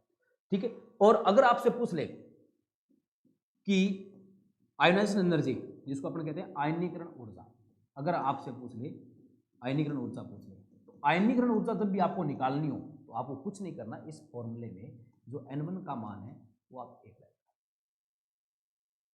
कितना लेना 1, और N2 का मान कितना लेना है अपने को, अनंत लेना है ना। क्योंकि आयनीकरण क्या होता है कि कोई भी एटम है उसके सबसे बाह्यतम कोश में जो इलेक्ट्रॉन बंधा हुआ है उसको वहां से मुक्त करना है, बाहर निकालना है, अनंत तक लेके जाना है ना। तो N1 का मान 1 और N2 का मान अनंत कर देना, यानी कि आपके पास है इन दोनों का डिफरेंस करोगे तो आपके पास क्या आ जाएगी, उसकी आयनीकरण ऊर्जा आ जाएगी। तो इस प्रकार आप अपने से पूछ सकते हैं। ठीक है। और अपने से क्या पूछ सकता है कि हाइड्रोजन स्पेक्ट्रम के लिए काइनेटिक एनर्जी क्या होती है, पोटेंशियल एनर्जी क्या होती है और टोटल एनर्जी क्या होती है। तो जो काइनेटिक एनर्जी होती है, काइनेटिक एनर्जी की बात करें, जैसे अपने यहाँ बात करें तो काइनेटिक एनर्जी तो होती है वो होती है के Z E square upon 2r, ये क्या होती है काइनेटिक एनर्जी। और आपसे पूछ ले कि पोटेंशियल एनर्जी के लिए फॉर्मूला क्या होता है, तो माइनस के जेड स्क्वायर अपॉन आर, मतलब ठीक है। और टोटल एनर्जी, तो टोटल एनर्जी किसके इक्वल होती है, टोटल एनर्जी जो है kinetic energy plus potential energy का क्या होता है, सम होता है ना, सम होता है। तो ये कितनी आएगी, ये आएगी माइनस 2 के जेड स्क्वायर अपॉन आर, ये 2 नीचे आएगा इसका, माइनस के जेड स्क्वायर अपॉन 2r, है ना, क्योंकि ये हाफ है ये पूरा है तो ये माइनस का आ जाएगा। ठीक। तो ये काइनेटिक एनर्जी होगी हाइड्रोजन स्पेक्ट्रम के लिए, ये पोटेंशियल एनर्जी होगी और ये क्या होगी अपनी टोटल एनर्जी होगी। अब इनमें अपना रिलेशन भी निकाल सकते हैं। ठीक है। काइनेटिक एनर्जी, पोटेंशियल एनर्जी और टोटल एनर्जी में क्या होता है, ये भी अपने से एग्जाम में पूछ सकता है। तो इस प्रकार की बातें अपने दिमाग में फिट रहनी चाहिए। ज्यादातर जो क्वेश्चन का ट्रेंड है वो इस पर बना हुआ है आयनीकरण ऊर्जा के लिए। तो आयनीकरण ऊर्जा के लिए आपको N2 का मान कितना लेना है, अनंत लेना है। जैसे आप N2 अनंत करोगे तो दूसरी ऊर्जा कितनी हो जाएगी, 0 हो जाएगी। 0 में से पहले ऊर्जा घटा दो, यानी कि जो पहली ऊर्जा अगर माइनस की थी तो प्लस में हो जाएगी। इस प्रकार का क्वेश्चन आगे अपने को मिल सकता है, देखें अपन। तो अपना इसका आंसर तो हो गया फर्स्ट क्वेश्चन नंबर 10 का। फिर एक नेक्स्ट क्वेश्चन पे चले अपने क्वेश्चन नंबर 11 पे। ऊर्जा स्तर के बढ़ते क्रम में इलेक्ट्रॉनों के भरने के नियम को क्या कहते हैं, उसको कहते हैं हम ऑफ-बाउ का नियम। ऑफ-बाउ ने एक स्टेटमेंट दिया था कि जिस उपकोष की ऊर्जा ज्यादा होगी उसमें इलेक्ट्रॉन बाद में भरे जाएंगे और जिस उपकोष की ऊर्जा कम होती है उसके इलेक्ट्रॉन पहले भरे जाएंगे। यानी कि कम ऊर्जा के उपकोषों को पहले इलेक्ट्रॉन से फिलअप करेंगे और उसके बाद जैसे वो पूरे भर जाएंगे उसके बाद हम हायर ऊर्जा के इलेक्ट्रॉनों को क्या करेंगे, फिलअप करेंगे। इसका आंसर हमारा कौन सा हो जाएगा, सी आंसर हो जाएगा। ठीक है। अब ऑफ-बाउ जो है ये आपने एनसीईआरटी में पढ़ा होगा या राजस्थान बोर्ड में पढ़ा होगा कि ऑफ-बाउ जो है ये एक जर्मन शब्द है और इस शब्द का मतलब क्या होता है, इसका मतलब होता है टू फॉर्म, यानी कि रचना करना, रचना करना यानी कि निर्माण करना। ठीक है। तो हम यहाँ पे निर्माण क्या करेंगे, उपकोषों को एनर्जी के आधार पे सेटअप करके इलेक्ट्रॉनों को भरते जाएंगे और उनका एक जो है पूरा पूरा इलेक्ट्रॉनिक विन्यास का निर्माण करेंगे। ठीक है। अब उसमें देखो यहाँ जो मेन बात है ये ध्यान रखना, ऑफ-बाउ का सिद्धांत ये कहता है कि उपकोषों को ऊर्जा के बढ़ते क्रम में भरेंगे। मेरी बात ध्यान से देना, ये बात हो रही है उपकोष के लिए, यानी कि सब सेल के लिए बात हो रही है। उपकोष में पहले कम ऊर्जा वाले उपकोष भरे जाएंगे और फिर अधिक ऊर्जा वाले उपकोष भरे जाएंगे। अब इन उपकोषों की अगर मुझे ऊर्जा का डिसाइडेशन करना है, मतलब कि इनकी ऊर्जा, किसकी ऊर्जा ज्यादा है किसकी कम है ना, ऊर्जा निर्धारण करना उपकोष की, तो ऊर्जा निर्धारण करने के लिए कौन सा नियम काम में लेते हैं, N+L का नियम काम में लेते हैं। जिसके लिए n+l का मान कम, उसकी ऊर्जा कम, जिसके लिए n+l का मान ज्यादा, उसकी ऊर्जा ज्यादा होती है। ठीक है, अब देखो पाउली का पूर्ण सिद्धांत क्या कहता है कि एक ही कक्षक में अधिकतम 2 इलेक्ट्रॉन बरसाते हैं और वो विपरीत चक्रण के होने चाहिए। यानी कि पाउली का जो अपूर्ण सिद्धांत है ये लगता है ऑर्बिट के लिए और ये लगता है सबसेल के लिए, ये अपना ध्यान रखना। ठीक है, तो यहाँ पर आंसर हो जाएगा सी। नेक्स्ट क्वेश्चन पे चले। हाइड्रोजन की स्पेक्ट्रमी श्रेणी में वह श्रेणी जो अवरक्त क्षेत्र में नहीं आती, इंफ्रारेड में नहीं आती, वो कौन सी श्रेणी है? तो हमें पता है कि वो श्रेणी कौन सी होती है, लाइमन, है ना। हाइड्रोजन की श्रेणी हमें पता है कौन कौन सी होती है, लाइमन, बामर, पास्टन, ब्रैक्ट, फुंड और हम्फ्री। लाइमन कौन सी में आती है? लाइमन आती है यूवी, वेराबैंगनी, अल्ट्रावायलेट रीजन में आती है। बामर किस में आती है? विजिबल, दृश्य में आती है, विजिबल स्पेक्ट्रम यानी कि दृश्य पार्ट में आती है। और एकमात्र ऐसा पार्ट है जिसको हम आंखों से देख सकते हैं हाइड्रोजन स्पेक्ट्रम की, एकमात्र श्रेणी। ठीक है, फिर इसके बाद में ये जो सारी है ये किस में आती है? इंफ्रारेड IR में आती है, अवरक्त क्षेत्र में आती है। तो इनमें से कौन सी दो इंफ्रारेड में नहीं आती है, वो कौन सी है? लाइमन है। ठीक है, नेक्स्ट क्वेश्चन। बोर सिद्धांत के अनुसार 5th ऊर्जा स्तर के इलेक्ट्रॉन का कोणीय संवेग क्या होगा? तो बोर ने क्या कहा कि इलेक्ट्रॉन केवल उन्हीं कक्षाओं में चक्कर है जहां उनका कोणीय संवेग mvr nh/2π होता है। तो ये कह रहा है कौन से ऊर्जा स्तर के लिए बात कर रहा है? एनर्जी लेवल के लिए, 5th के लिए बात कर रहा है। तो 5th के लिए कोणीय संवेग mvr जो है वो क्या होगा? 5 × h/2π, यानी कि डिवाइड करेंगे तो ये कितना आएगा? 2.5 h/π। हमारा आंसर कौन सा हो जाएगा? डी आंसर हो जाएगा। इस प्रकार का क्वेश्चन भी सिंपल न्यूमेरिकल हमारे से एग्जाम में पूछ सकता है। Next question. यदि हाइड्रोजन परमाणु की प्रथम आयनन ऊर्जा 13.6 इलेक्ट्रॉन वोल्ट है ना, यानी कि प्रथम आयनन ऊर्जा आपको दे रखी है IE फर्स्ट दे रखी है, कितनी रखी है? 13.6 इलेक्ट्रॉन वोल्ट दे रखी है। ठीक है, तब हीलियम परमाणु की द्वितीय आयनन ऊर्जा कितनी होगी? आपसे किसके लिए बात कर रहा है वो? हीलियम परमाणु के लिए बात कर रहा है। ठीक है, तो अगर अपन बात करें प्रथम आयनन ऊर्जा इसकी अगर 13.6 इलेक्ट्रॉन वोल्ट है तो इसकी एनर्जी कितनी होगी? तो एनर्जी इसकी कितनी होगी? प्रथम कितनी होगी हाइड्रोजन परमाणु के लिए, है ना? एनर्जी क्या होती है? Z²/n²। तो ठीक है, एक तो ये कितनी आ जाएगी? -13.16 वोल्ट आ जाएगी। अब ये बात कर रहा है कि हीलियम की सेकंड के लिए बात करें। ठीक है, तो हीलियम की पहले हम कौन सी निकालेंगे? पहले हीलियम की निकालेंगे हम प्रथम। तो हीलियम की प्रथम कितनी आएगी? ये फर्स्ट He+ के लिए निकालेंगे तो वो कितनी आएगी? -13.6 × n²/z²। जेड कितना हो गया इसका? 2, सॉरी उल्टा कर दिया मैंने, एक मिनट। Z² कितना? 2² कितना? प्रथम के लिए बात करें तो ये आ जाएगी कितनी आपके?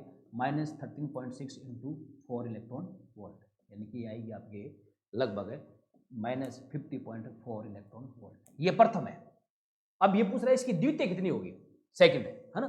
तो सेकंड के लिए हम क्या करेंगे? सेकंड जैसे ही निकालेंगे, E2 निकालनी है। ठीक है, जैसे दूसरा इलेक्ट्रॉन आप निकालोगे तो मतलब वो इलेक्ट्रॉन पूरे क्या हो जाएंगे? खाली हो जाएंगे। और जैसे दूसरी निकालेंगे तो इलेक्ट्रॉन कहां चला जाएगा? अनंत पे, पहले वाले पे। ठीक है, कितना आएगा? अनंत ऊर्जा कितनी होती है? 0, -15.4 इलेक्ट्रॉन वोल्ट। तो ये कितनी आएगी? प्लस की 15.4 इलेक्ट्रॉन वोल्ट, यानी कि क्या हो जाएगा? सी। इसका एक तो क्वेश्चन ये है, बड़ा सिस्टम से किया अपने। ठीक है ना। दूसरा इसका तरीका क्या है देखो। ठीक है, अब मेरी बात ध्यान से सुनना। देखो दूसरा अपन इसको कैसे कर सकते हैं। इसको अगर अपन बात करें, अपने से पूछा है ये हाइड्रोजन की पहली दे रखी है, हीलियम के परमाणु की द्वितीय आयनन ऊर्जा निकालनी है। तो हीलियम की पहले निकाल लो आप। पहले हमने निकाल ली, पहले हमारे पास इतनी आई माइनस इतनी। ठीक है, अब दूसरा हमें पता है कि जैसे हीलियम में 2 इलेक्ट्रॉन होते हैं, जैसे दूसरा इलेक्ट्रॉन निकल जाएगा तो अनंत पे चला जाएगा, यानी कि इसका पूरा आयनीकरण हो जाएगा। तो ऊर्जा कितनी हो जाएगी? 0 हो जाएगी। और पूर्ण आयनीकरण पे ऊर्जा 0 हो जाएगी तो 0 में से पहले वाली घटाओगे तो जो माइनस है वो किसका हो जाएगा? प्लस का हो जाएगा। सीधा आंसर निकाल लो। इतना लंबा चौड़ा आपको करने की जरूरत ही नहीं है। ठीक है, ये जब बार बार इन क्वेश्चनों का प्रैक्टिस करोगे तो ये बहुत आसानी से आपके सोल्व हो जाएंगे। Next question. यदि हाइड्रोजन इलेक्ट्रॉन 5वें कोष से 5th सेल से पहले कोष फर्स्ट सेल के बीच संक्रमण करता है तब उसके स्पेक्ट्रम में रेखाओं की संख्या कितनी होगी? ठीक है, तो अब अगर आपको हाइड्रोजन स्पेक्ट्रम में रेखाओं की संख्या निकालनी है तो उसके लिए एक फॉर्मूला होता है। क्या होता है? n2 - n1 × n2 - n1 + 1/2। जब वो कहीं से किसी कोष में आए, यहाँ n2 का मान कितना हो जाएगा? 5 हो जाएगा। n1 का मान कितना हो जाएगा? फर्स्ट हो जाएगा। ठीक है, 5 माइनस 5वें कोष से पहले कोष में, एक मिनट में क्वेश्चन देख लेता हूँ। 5वें कोष से पहले कोष के बीच संक्रमण करता है। हाँ ठीक है, सही क्वेश्चन। तो 1 + 1 अपॉन क्या लिखोगे 2, तो ये क्या आ जाएगा, ये आ जाएगा आपके 4, ठीक है, इंटू ये कट जाएंगे तो क्या आ जाएगा 5/2, यानी कितनी रेखाएं आ जाएगी आपके पास आ जाएगा 20/2, यानी कि 10 रेखा, ठीक है। तो ये नंबर ऑफ लाइंस निकालने का एक फॉर्मूला है, ठीक है। अगर आपको यहां ये कह देता कि फिफ्थ 5वें कोष से, है ना, मूल अवस्था में आ रहा है, किसमें आ रहा है, मूल अवस्था में, तो आप तब क्या करते, तब आप n1 बराबर क्या लेते, 1 लेते, ठीक है। मूल अवस्था के लिए आप n1 का मान कितना लेते, 1 लेते, ठीक है। तो आप अगर मूल अवस्था के लिए बात करें तो n1 का मान हमेशा क्या होता है, 1 होता है, तब फॉर्मूला सीधा सा बनता कौन सा, n इंटू n-1/2, यानी कि 5 इंटू 5 - 1/2, तो 5 इंटू 4/2 कितना आएगा, 10 आएगा, ठीक है। तो अगर मूल अवस्था के लिए क्वेश्चन पूछ लेता है बाई चांस एग्जाम में, तो अपने को n1 का मान कितना लेना है, 1 लेना है। जैसे यहाँ तो कह दिया पहले कोर्स में आ रहा है, मान लो इसकी जगह ये लिख देता कि वो मूल अवस्था में आ रहा है, तो मूल अवस्था में अगर आ रहा है तो आप n1 का मान कितना लेते हैं, 1 लेते हैं। इस प्रकार का क्वेश्चन यहाँ पे फ्रेम हो सकता है। तो ये क्वेश्चन तो इस टाइप के क्वेश्चन है, ये प्रीवियस ईयर में पूछ भी गए, और उनके आधार पे अपनी जो केमिस्ट्री की बुक है उसमें हमने इसमें पूरा एक जगह इसका विवरण दे रखा है, ताकि जब आप एटॉमिक स्ट्रक्चर टॉपिक पढ़ो और क्वेश्चन सॉल्व कर लो तो आपके दिमाग में किसी प्रकार की किंतु परंतु नहीं रहे कि कैसे कैसे क्वेश्चन बन सकते हैं और उस पर कैसा क्या कंसेप्ट बन सकता है। जिसका आंसर हो जाएगा A. Next question number 16, de Broglie समीकरण गतिमान इलेक्ट्रॉन से संलग्न तरंग दैर्ध्य का संबंध इससे वर्णन करती है ना। डी ब्रोगली समीकरण क्या होती है, लैम्डा बराबर होता है h/m × v, या फिर इसको लैम्डा बराबर h/m × v क्या होता है, मोमेंटम संवेग होता है, इसको हम ये लिख सकते हैं। h क्या होता है, यहाँ पे प्लांक कांस्टेंट होता है, लैम्डा वेवलेंथ होती है, p संवेग जिसको मोमेंटम कहते हैं, m मास है, v वेलोसिटी है। तो किससे संबंधित करती है, द्रव्यमान से करती है, बिल्कुल करती है। संवेग से, ऊर्जा से करती है, नहीं करती। आवेश से करती है, नहीं करती। संवेग से करती है ना। तो अगर यहाँ दोनों चीजें, लेकिन देखें दोनों में तो संवेग जो है ये द्रव्यमान को भी कवर कर रहा है, इसलिए हमारा आंसर यहाँ पे कौन सा होता है, सी आंसर हो जाएगा, ठीक। नेक्स्ट क्वेश्चन, यदि हीलियम परमाणु और हाइड्रोजन अणु समान वेग से चल रहे हैं तब उनकी तरंग दैर्ध्य का अनुपात क्या होगा। तो ये वेवलेंथ पे दूसरा इस टाइप का क्वेश्चन बन सकता है। अच्छा, एक तो कैसे क्वेश्चन बन सकता है, डी ब्रोगली पे आपको मास दे दे, वेलोसिटी दे दे, आपसे वेवलेंथ पूछ ले, तो आपको प्लांक कांस्टेंट याद होना चाहिए कितना होता है, ठीक है। दूसरा क्वेश्चन ऐसा बन सकता है जैसे यहाँ बना रखा है ना, दो अलग अलग अणु ले लिए, एक हीलियम ले लिया और एक कौन सा ले लिया, हाइड्रोजन, तो उनकी वेवलेंथ का अनुपात क्या होगा और क्या चल रहे हैं, वो समान अणु समान वेग से चल रहे हैं, मतलब लैम्डा इक्वल टू क्या होता है, h/m × v। v सेम है तो सीधी सी बात है लैम्डा किस पे डिपेंड करेगा, वो डिपेंड करेगा केवल और केवल किस पे, मास पे, है ना, क्योंकि ये तो क्या है, कांस्टेंट है। तो यहाँ अगर बात करें अपन लैम्डा हाइड्रोजन की बात करें और लैम्डा हीलियम की बात करें, तो ये मास तो किसके बराबर होगा, क्योंकि एक दूसरे के अवैध क्रमानुपाती है ना, तो संबंध इनके इस प्रकार से होगा, mass of helium upon mass of hydrogen, ठीक है। तो इनके बात करें हीलियम का मास, हीलियम के मास की बात करें, किससे पूछे, अच्छा पहले हीलियम दे रखा है ना, तो थोड़ा सा मैं इसको जैसा क्वेश्चन है कि हीलियम और हाइड्रोजन के लिए बात करें, तो अगर यहाँ हीलियम करें और यहाँ हमारा हाइड्रोजन करें, हमारे क्वेश्चन के अकॉर्डिंग करें, तो यहाँ क्या हो जाएगा, फिर यहाँ हो जाएगा हाइड्रोजन और यहाँ पे क्या हो जाएगा, हीलियम हो जाएगा। हाइड्रोजन का मास कितना, तो अणु का बात कर रहे हैं, मोलिक्यूल की, हीलियम कितना हो जाएगा 4, ये कितना आएगा 1/2, यानी कि रेशियो 2 इस प्रकार का, ठीक है। अच्छा, एक कभी कभार क्या करता है कि बाई चांस क्वेश्चन पूछ ले, तरंग दैर्ध्य और काइनेटिक एनर्जी में फॉर्मूला पूछ ले, तो ये होता है 2m × k × v, ठीक है। ये भी डी ब्रोगली का एक विस्तारित फॉर्मूला है, ठीक है ना। ये फॉर्मूला मास और वेलोसिटी फॉर्म में, उसके बाद में यहाँ पी लिख दिया तो मोमेंटम के फॉर्म में आ गया। अगर काइनेटिक एनर्जी के फॉर्म में पूछ लेता, अब वो कह देता कि काइनेटिक एनर्जी सेम है, तो बताओ लैम्डा क्या होगा, तो फिर अपन मास से यहाँ ऐसे एक फॉर्मूला करते हैं, तो ये काइनेटिक एनर्जी के रूप में, वो मास इनटू वेलोसिटी फॉर्म में, और एक ये फॉर्मूला जो है ना, ये सीधा मोमेंटम के फॉर्म में, ठीक है। ये 3 फॉर्मूले यहाँ से बन सकते हैं, इन पे क्वेश्चन बन सकते हैं। कक्षक है, ऑर्बिटल क्या है, नाभिक के चारों ओर का वर्ती पथ जिसमें इलेक्ट्रॉन घूमता है, या नाभिक के चारों ओर का वह स्थान जहां इलेक्ट्रॉन पाए जाने की प्रायिकता अधिकतम होती है, उसको हम क्या कहते हैं, ऑर्बिट कहते हैं, है ना। न्यूक्लियस के चारों ओर का ऐसा ऑर्बिट, ऐसा प्लेस जहां पे इलेक्ट्रॉन के पाए जाने की प्रोबेबिलिटी मैक्सिमम होती है, संभावना अधिकतम होती है, उसको हम क्या कहते हैं, कक्षक कहते हैं, जो कि एनसीईआरटी में इसकी परिभाषा दे रखी है। तो सीधा स्टेटमेंट से बनाया हुआ क्वेश्चन है। नेक्स्ट क्वेश्चन, एक कक्षक में अधिकतम 2 इलेक्ट्रॉन रह सकते हैं, ये नियम किसका है, ये पाउली का मोर्टन नहीं है। और दोनों इलेक्ट्रॉन की स्पिन कैसे होनी चाहिए, एक दूसरे के उल्टे होने चाहिए, एक प्लस का है तो दूसरा किसका होना चाहिए, हाफ का होना चाहिए। है ना। तो ध्यान से देखना, ये बात हो रही है कक्षक के लिए, यहाँ थोड़ा सा चेंज करके आपको क्वेश्चन गलत करवा सकता है। नेक्स्ट क्वेश्चन, मुख्य क्वांटम संख्या n से प्रदर्शित ऊर्जा स्तर में कक्षकों की संख्या कितनी होगी, है ना। देखो अगर कोई मुख्य क्वांटम संख्या n है, प्रिंसिपल क्वांटम नंबर अगर n है, तो नंबर ऑफ इलेक्ट्रॉन कितने होते हैं, 2n²। अगर नंबर ऑफ इलेक्ट्रॉन 2n² है तो सीधी सी बात है ऑर्बिट पूछ सकता है, तो हमें पता है कि ऑर्बिटल में तो कितने होते हैं, अधिकतम 2 होते हैं, तो कितने होंगे n², यानी कि d हो जाएगा। ये जो कुछ सिंपल्स फॉर्मूले जो एनसीईआरटी में दे रखे हैं, एग्जाम में बार बार इन पे क्वेश्चन पूछ सकता है, तो अपने गलती न हो इसलिए हर क्वेश्चन को हमने शामिल करने का यहाँ पे प्रयास किया। मुख्य क्वांटम संख्या n बराबर 4 के लिए l बराबर 3 वाले कक्षकों की कुल संख्या कितनी होगी, ठीक है। n की वैल्यू कितनी तरीके आपको 4 तरीके, और आपसे पूछ रहे हैं कि l बराबर 3 वाले ऑर्बिटल कितने होंगे, कक्षक कितने होंगे, ये आपसे पूछा है, ध्यान देने वाली बात ये है, ठीक है। तो l बराबर 3 किसके लिए होता है, l बराबर 3 देखो s के लिए हमें पता है n का मान 0 होता है, p के लिए कितना 1, d के लिए कितना होता है 2, और f के लिए कितना होता है 3। अब f जो है उसमें कितने कक्षक होते हैं, इसमें 7 कक्षक होते हैं, आंसर कौन सा हो जाएगा, डी हो जाएगा। एक तो इसका निकालने का तरीका इसका ही है, ठीक है।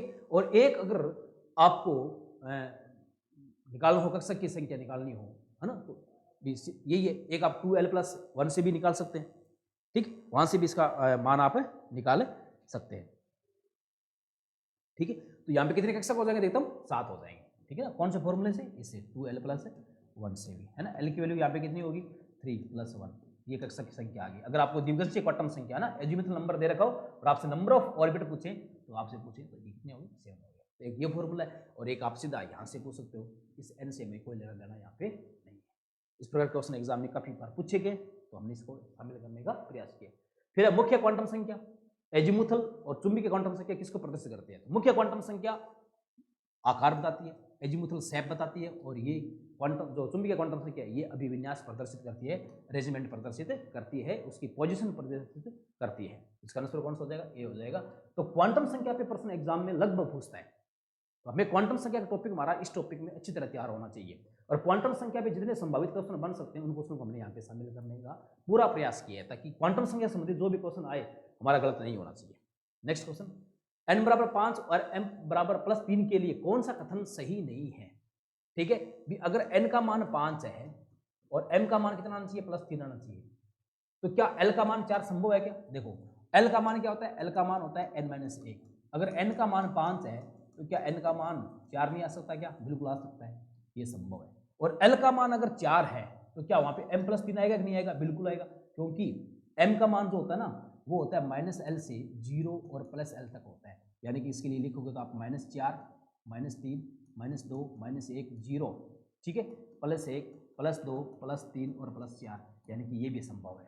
तो l का मान 4 तो संभव हो सकता है, l बराबर 0, 1, 3 और s बराबर +8, तो ये संभव है क्या, बिल्कुल संभव। देख लो l का मान है ना 0, 1, 3, बिल्कुल संभव है, ठीक।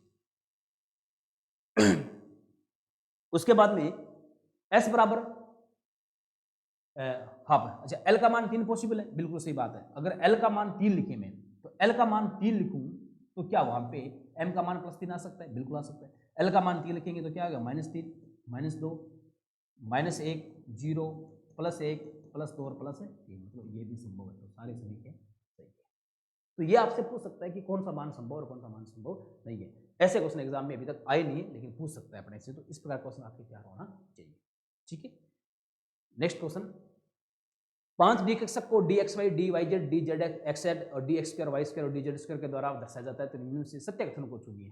प्रथम 3 कक्षकों की आकृति समान है, परंतु चौथे और पांचवें की आकृति भिन्न होती है, ये सत्य कथन नहीं है, क्योंकि dxy, dyz और dxz की बात करें और dx² y², तो इन सब में जो इलेक्ट्रॉन घनत्व होता है, ठीक है ना, इन सब में अगर बात करें अपन, तो इन सब में 4-4 पाली होती है, 4 पाली, 4 लॉब्स होते हैं, चाहे dxy है, dyz है, dxz है, चाहे dx² y² है, सब में 4-4 पाली होती है। लेकिन dz² जो है ना उसमें 2 ही पालियां होती है, आपने बताया है ना इस टाइप से, और ये यहाँ पे नोट होता है, उसमें 2 ही पाली होती है। तो पहले 4 में 4-4 पाली है, पहले चारों में, और पांचवें में क्या है, 2 ही पाली है।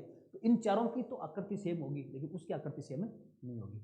तो सभी 500 कक्षों की आकृति समान होती है, नहीं, गलत बात है। प्रथम 4 कक्षों की आकृति समान है, परंतु पांचवें की आकृति भिन्न होती है, ये बात सही है। कैसे, क्योंकि पहले 4 में 4-4 पालियां होती है, 4-4 लॉब्स होते हैं, पांचवें में 4 लॉब नहीं होते, 2 लॉब होते हैं, इसलिए उसकी आकृति में क्या होगी, भिन्न होगी। ठीक है ना। हाँ, ये कह सकते हैं इन तीनों के अंदर इलेक्ट्रॉन जो वितरण होता है वो अक्षों के बीच में होता है, इस पे इलेक्ट्रॉन वितरण अक्ष के अनुदिश होता है। अगर यहाँ बात होती है इलेक्ट्रॉन वितरण की, लेकिन यहाँ बात किसकी हो रही है, आकृति की बात हो रही है, शेप की बात हो रही है। तो शेप तो इन चारों की सेम होगी। क्यों सेम होगी, क्योंकि चारों में चार चार पालियां होती है। नेक्स्ट क्वेश्चन, इलेक्ट्रॉन पहले उस कक्षा में प्रवेश करते हैं जिसके लिए n+l का मान न्यूनतम है। ये प्रतिपादित होता है कौन से नियम से होता है, अफबाउ के नियम से होता है। अफबाउ ने ये कहा कि उपकोष में पहले जिसकी ऊर्जा कम होगी उसको पहले भरा जाएगा, जिसकी ऊर्जा ज्यादा होगी उसको बाद में भरा जाएगा। और उस ऊर्जा का निर्धारण किससे होता है, n+l से होता है ना। और अगर जिसके लिए n+l का मान ज्यादा है उसकी ऊर्जा भी ज्यादा होगी, और जिसके लिए n+l का मान कम है उसकी ऊर्जा भी कम होगी। अगर दोनों के लिए n+l का मान सेम आ रहा है तो हम किसको डिसाइड करेंगे, n को। जिसके लिए n का मान ज्यादा उसकी ऊर्जा ज्यादा, जिसके लिए n का मान कम उसकी ऊर्जा क्या होगी, कम होगी। नेक्स्ट क्वेश्चन 26, निम्न में से क्वांटम संख्याओं का कौन सा समूह मान्य है। ऐसा क्वेश्चन हर एग्जाम में पूछा जा रहा है। अभी सेकंड ग्रेड का जो संस्कृत डिपार्टमेंट का था उसमें भी एक क्वेश्चन पूछा गया था, इस टाइप का क्वेश्चन पूछा गया था।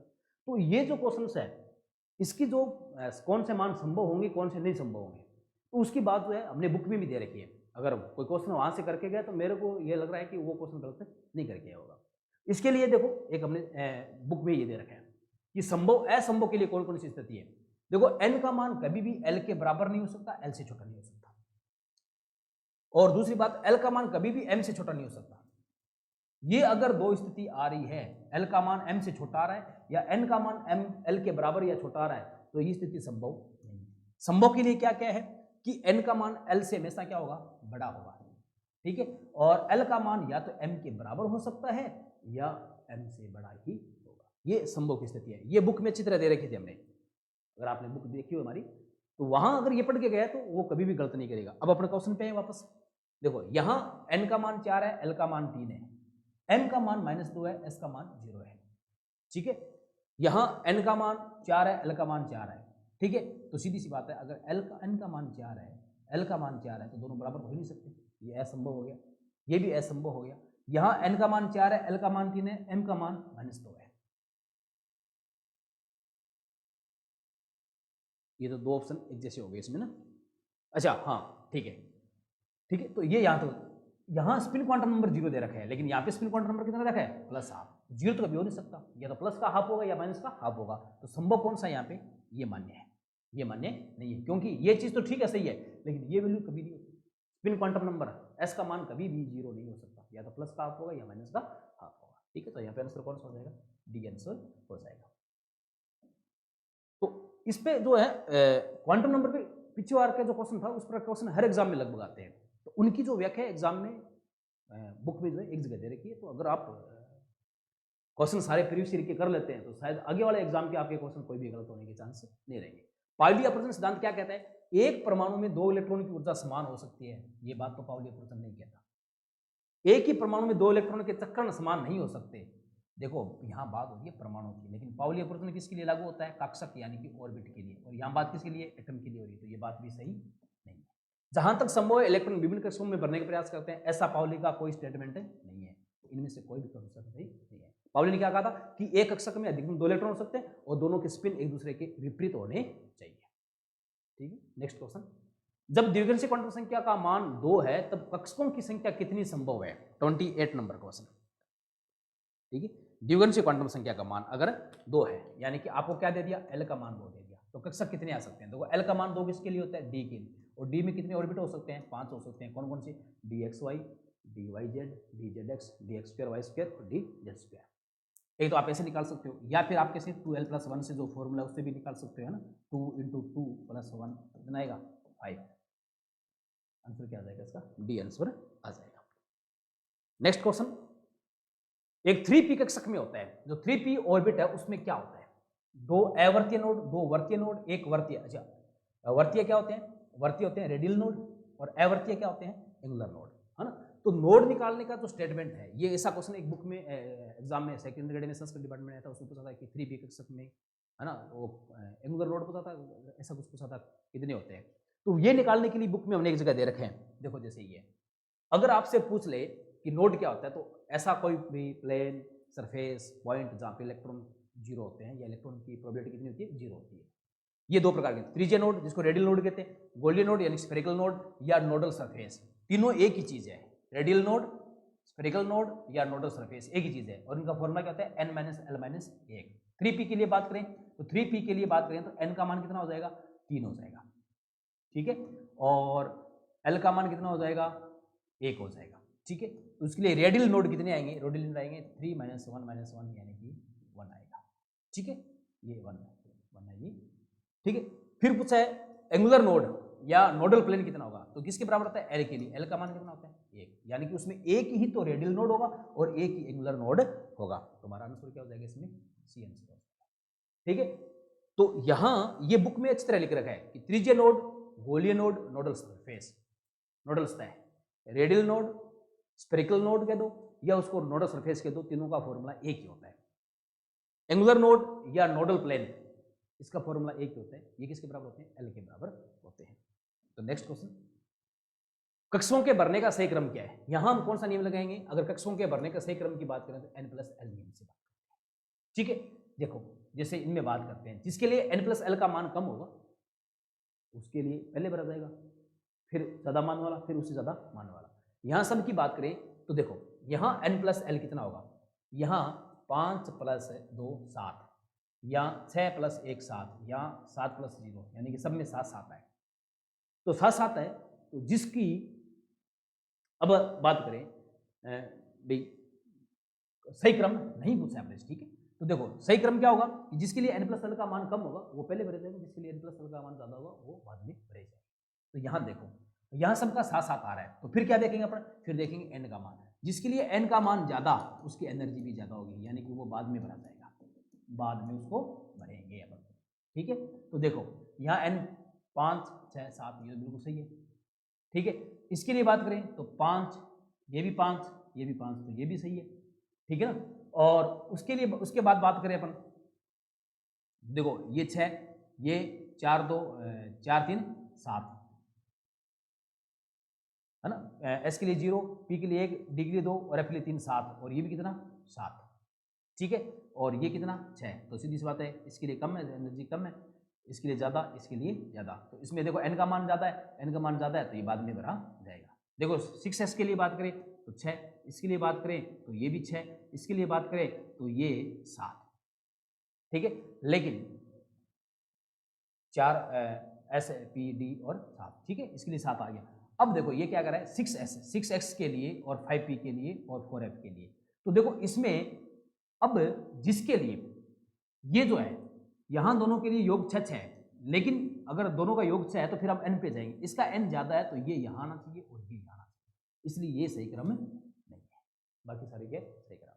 यानी कि कुल मिला के बात करें तो n+ ये कहता है कि पहले जिसके लिए n+l का योग कम है उसको पहले रखेंगे, और जिसका n+ का योग का ज्यादा है उसको बाद में रखेंगे, उसको बाद में भरेंगे। अगर n+l का योग बराबर आ रहा है तो जिसके लिए n का मान ज्यादा है उसको बाद में रखा जाएगा, जिसके लिए n का मान कम है उसको पहले रखा जाएगा।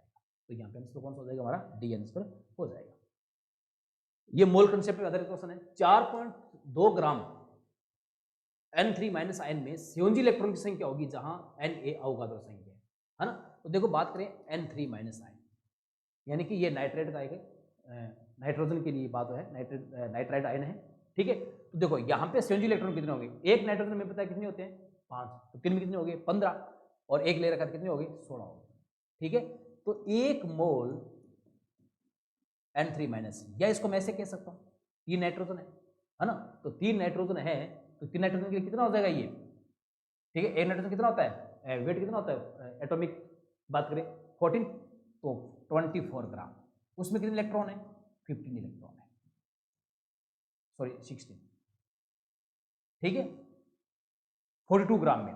तो अगर 42 ग्राम में अगर 16 इलेक्ट्रॉन है तो 1 ग्राम में कितने होंगे 16 Na/42।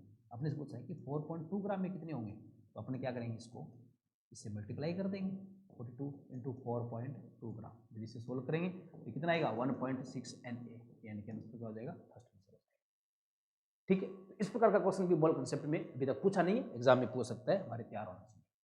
निम्न में से किसमें अणुओं की संख्या अधिकतम है, कौन से अणुओं की संख्या किसमें अधिकतम होगी, है ना। तो हम पहले क्या करेंगे, जो दे रखा है उससे हम मोल निकाल लेंगे। इसके कितने मोल आएंगे, इसके मोल आएंगे 8/2, 4 मोल आएंगे। 4 मोल आएंगे तो इसमें नंबर ऑफ एटम कितने होंगे, एक मोल में नंबर ऑफ मॉलिक्यूल्स कितने होते हैं, नंबर ऑफ अवोगाद्रो के इक्वल, तो 4 Na हो गए। इसकी बात करें 64 ग्राम है, एटॉमिक वेट मोलिकुलर वेट कितना 32, तो इसमें कितने आ गए 2 मोल, यानी कि इसमें कितने एटम हो गए 2 Na हो गए। ठीक है, SO2 ये एक बार मैं मैच कर लेता हूँ क्वेश्चन को। हाँ सॉरी SO2 64 इसका, तो इससे कितना हो गया 1 मोल हो गया, और कितने होंगे इसके Na 44 ग्राम की बात करें नाइट्रोजन के लिए, तो इसमें भी कितना हो जाएगा 1 आएगा, 1 Na की। आगे बात हो रही है किसके लिए, ओजोन के लिए बात हो रही है। ओजोन का भी कितना होगा 48, तो 3 ओजोन आता है, 1 का 16 होता है, 16 32 और 48 है ना, तो इसका भी कितना आएगा 1 मोल आएगा। तो सबसे ज्यादा नंबर ऑफ मॉलिक्यूल्स किसमें हो गए, हाइड्रोजन में हो गए। आंसर कौन सा आएगा इसका,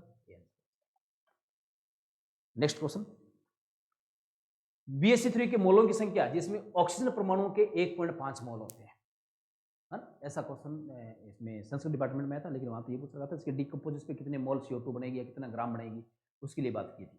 यहाँ पूछ रहा है कि इसके कितने मोल होने चाहिए जिसमें ऑक्सीजन के कितने हो 1.5 मोल हो, है ना। तो देखो अगर BaCO3 को ध्यान से देखा जाए, ठीक है, BaCO3 को ध्यान से देखा जाए तो इसके BaCO3 के 1 मोल में कितने नंबर ऑफ ऑक्सीजन एटम है 3, यानी कि 3 मोल है। ठीक है, एक में, ठीक है, अगर इसके एक में 3 मोल हैं तो बताओ हमें कितने करने हैं 1.5 मोल करने हैं, तो मतलब इसका भी कितना होना चाहिए आधा, इसका आधा करेंगे तो इसका कितना होना चाहिए आधा, यानी कि 0.5 मोल, सीधी सी बात है। ठीक है, अब इसको थोड़ा तरीके से करना चाहिए, तो अपने क्या कहेंगे कि इसके बात करें अपन कि ऑक्सीजन के 3 मोल हैं, कितने मोल के अंदर 1 मोल के अंदर, तो एक में कितने होंगे 1/3, तो हमने कितना करना है 1.5 कितने में होंगे, तो 1/3 इंटू 1.5 यानी कि 0.5 आ जाएगा। इसको कौन सा हो जाएगा, ठीक। तो ये सिंपल मोल कंसेप्ट के क्वेश्चन है, ये अपने को ध्यान में रहने चाहिए, एग्जाम में पूछ सकता है। एक अभिक्रिया दे रखी है और इनके स्टोइकियोमेट्रिक कॉन्फिशिएंट पूछे आपसे, गुणांक पूछे, कैल्शियम Al+3 Ca+2 Al+ में, तो अपने क्या करना है इस रिएक्शन को, ये रस समीकरण मिति पे आधारित क्वेश्चन है, हमें इसका कुछ नहीं करना, चार्ज बैलेंस करना है। अगर चार्ज बैलेंस हो गया हमारा तो ये हमारे से आराम से सोल्व हो जाएगी। 12 लिख दिया यहाँ पे Al, ठीक है। अब देखो इधर +3 है, इधर +2 है, अगर इधर वाली को मैं 3 से गुणा कर दूं, 2 से गुणा कर दूं, इसको 3 से गुणा कर दूं, तो उसको कितने से गुणा कर दूं मैं 3 से, ठीक है ना। तो देखो अगर बात भी कैल्शियम जो है, कैल्शियम चेंज किस में हो रहा है, कैल्शियम +2 में, और एल्यूमिनियम +3 जो है वो किस में चेंज हो रहा है, एल्यूमिनियम में चेंज हो रहा है। तो अगर मैं इसको गुणा कर दूं 3 से और इसको गुणा कर दूं मैं 2 से, देखो इस पे प्लस का 6 चार्ज हो जाएगा इस साइड, और इस पे प्लस का 6 चार्ज हो जाएगा, दोनों सेम हो जाएंगे, यानी कि कैल्शियम को मुझे 3 से गुणा करना है, तो 3Ca + 2Al+3, ठीक है, और 3Ca+2 + 2Al, इस टाइप से समीकरण बनेगी अपनी, ठीक है। तो अब इसमें पूछा है कि कैल्शियम का कितना है ना, तो कैल्शियम का देखो ध्यान से कितना है, क्या हो जाएगा CN, मतलब यहाँ क्या करना है अपने को, इक्वेशन को बैलेंस करना है चार्ज के आधार पे, चार्ज के आधार पे बैलेंस करोगे इक्वेशन बैलेंस हो जाएगी। और रस समीकरण मिति गुणांक क्या होता है कि जो भी अभिकारक या उत्पाद होता है उसके आगे जो संख्या होती है उसका रस समीकरण मिति गुणांक होता है, स्टोइकियोमेट्रिक कोएफिशिएंट होता है।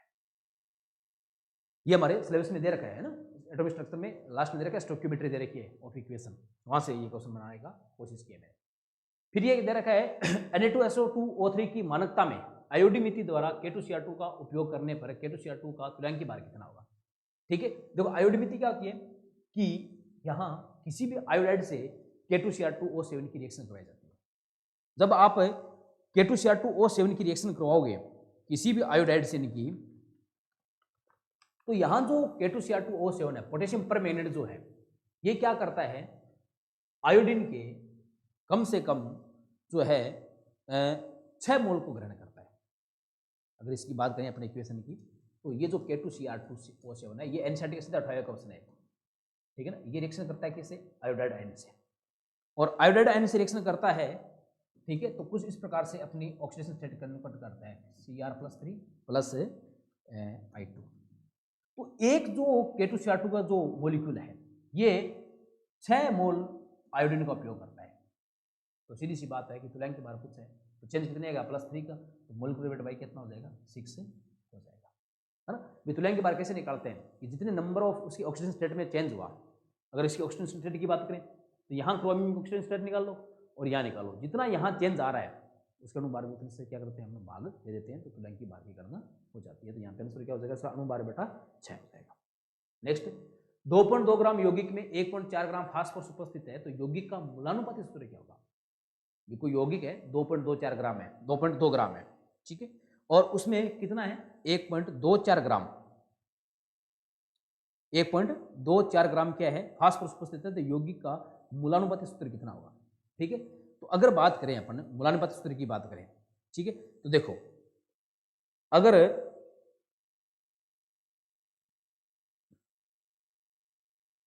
बात करें अपने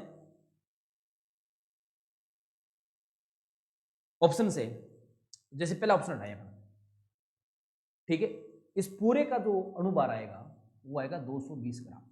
220 ग्राम में ये फास्फोरस कितना है, ये हो गया 3 इंटू सॉरी ये हो जाएगा आपके 31 इंटू 4 यानी कि 124। तो 124 ग्राम जो फास्फोरस है वो कितने में 220 ग्राम में है, ठीक है ना। 124 ग्राम कितने में 220 ग्राम में उपस्थित है। तो सीधी सी बात है, अगर 124 ग्राम 220 ग्राम में उपस्थित है तो 1.24 ग्राम कितने में होगा 2.2 ग्राम में होगा। तो कौन सा सेट बैठ जाएगा, ये बैठ जाएगा। इसकी बात करें तो यहाँ पे ये कितना है, ये है अपने 62 ग्राम। कितने में, इसमें जोड़ो आप सल्फर वाले और जोड़ोगे है ना, तो 64 68, ये भी सेट नहीं बैठेगा। तो इसमें अगर ऑप्शन से, क्योंकि ऐसे न्यूमेरिकल कुछ ऐसे न्यूमेरिकल होते हैं जिनको ऑप्शन से करना पड़ता है ना। तो देखिए जैसे 2.2 ग्राम है, तो ये पूछ रहा है कि 2.2 ग्राम यौगिक में अगर 1.24 ग्राम फास्फोरस उपस्थित है तो यौगिक का मूलानुपाती सूत्र क्या होना चाहिए, मतलब रेशियो ये आना चाहिए, ठीक है ना। तो देखो अगर इसकी अपन बात करते हैं ना पहले ऑप्शन की, तो ये इसका पूरे का अनुपात कितना आएगा 220 ग्राम आएगा। इस 220 ग्राम में फास्फोरस कितना है, 4 फास्फोरस है, एक का कितना होता है 31 होता है, तो कितना हो गया 124, यानी कि 124 ग्राम 220 ग्राम में है। तो 1.2 ग्राम कितने में होगा, सीधी सी बात है 1.2 ग्राम कितने में होगा 2.2 ग्राम में 2.20 में होगा। तो आंसर कौन सा हो जाएगा इसका, ए आंसर हो जाएगा। तो अगर आपने मोल कंसेप्ट के अच्छे क्वेश्चन अगर आप ट्राई करेंगे तो इस प्रकार के क्वेश्चन आपको ऑप्शन से भी हो जाएंगे, ज़्यादा इनके दिमाग लगाने की जरूरत नहीं पड़ती, क्योंकि मोल कंसेप्ट एक ऐसा टॉपिक है जिसमें आयतन को भी आप नंबर ऑफ एटम से जोड़ सकते हैं, नंबर ऑफ मॉलिक्यूल से जोड़ सकते हैं, नंबर ऑफ वैलेंस इलेक्ट्रॉन से जोड़ सकते हैं, या मोल को वेट से जोड़ सकते हैं, मोल को आयतन यानी कि वॉल्यूम से भी जोड़ सकते हैं। नेक्स्ट क्वेश्चन 37, निम्न क्वांटम संख्या से अधिकतम कितने इलेक्ट्रॉन संबंधित हो सकते हैं। आपको क्वांटम संख्या दे रखी है n बराबर 3, l बराबर 1 और m बराबर -1। इससे पूछता है कि अधिकतम कितने इलेक्ट्रॉन इससे संबंधित हो सकते हैं, ठीक है ना। तो अगर बात करें कि ये जो वैल्यू है ये कौन से किसके लिए, L का मान 1 है तो सीधी सी बात है P होगा। तो ये बात हो रही है 3p ऑर्बिट के लिए, ठीक है। और 3p ऑर्बिट की बात हो रही है, उसमें देखो ये m एक पर्टिकुलर वैल्यू है, एक क्या पर्टिकुलर वैल्यू है, m-1 की बात कर रहा है ना। तो कोई एक ऑर्बिट है, मान लो ये px हो सकता है, py हो सकता है, दोनों में से एक होगा। तो सीधी सी बात है इस px में अधिकतम कितने आ सकते हैं, 2 आ सकते हैं। तो आंसर क्या होगा, ये आंसर होगा। नेक्स्ट क्वेश्चन 38, मूल अवस्था में Mn+2 का इलेक्ट्रॉन कॉन्फिगरेशन क्या होगा। एक छोटा टॉपिक दे रखा है एटॉमिक स्ट्रक्चर में इलेक्ट्रॉन कॉन्फिगरेशन का। तो मूल अवस्था में Mn+2 का क्या होता है 3d5 4s 0 होता है। सिंपल सा क्वेश्चन है, कोई ज्यादा इस पर एक्सप्लेन करने की जरूरत नहीं है। 2p उपकोष सब सेल में कक्षकों की संख्या कितनी है। 2p में नंबर ऑफ सब सेल्स में आपसे क्या पूछा है, ऑर्बिट्स के नंबर पूछे। तो ऑर्बिट्स के नंबर बात करें 2p, सीधी सी बात है 2p है ना, p है तो p में कितने होते हैं 3 होते हैं, ठीक है। और आप उससे भी निकाल सकते हो 2l+1 से भी निकाल सकते हो। l की वैल्यू यहाँ पे कितनी होगी 1 हो जाएगी, p के लिए कितनी आएगी 3 आएगी।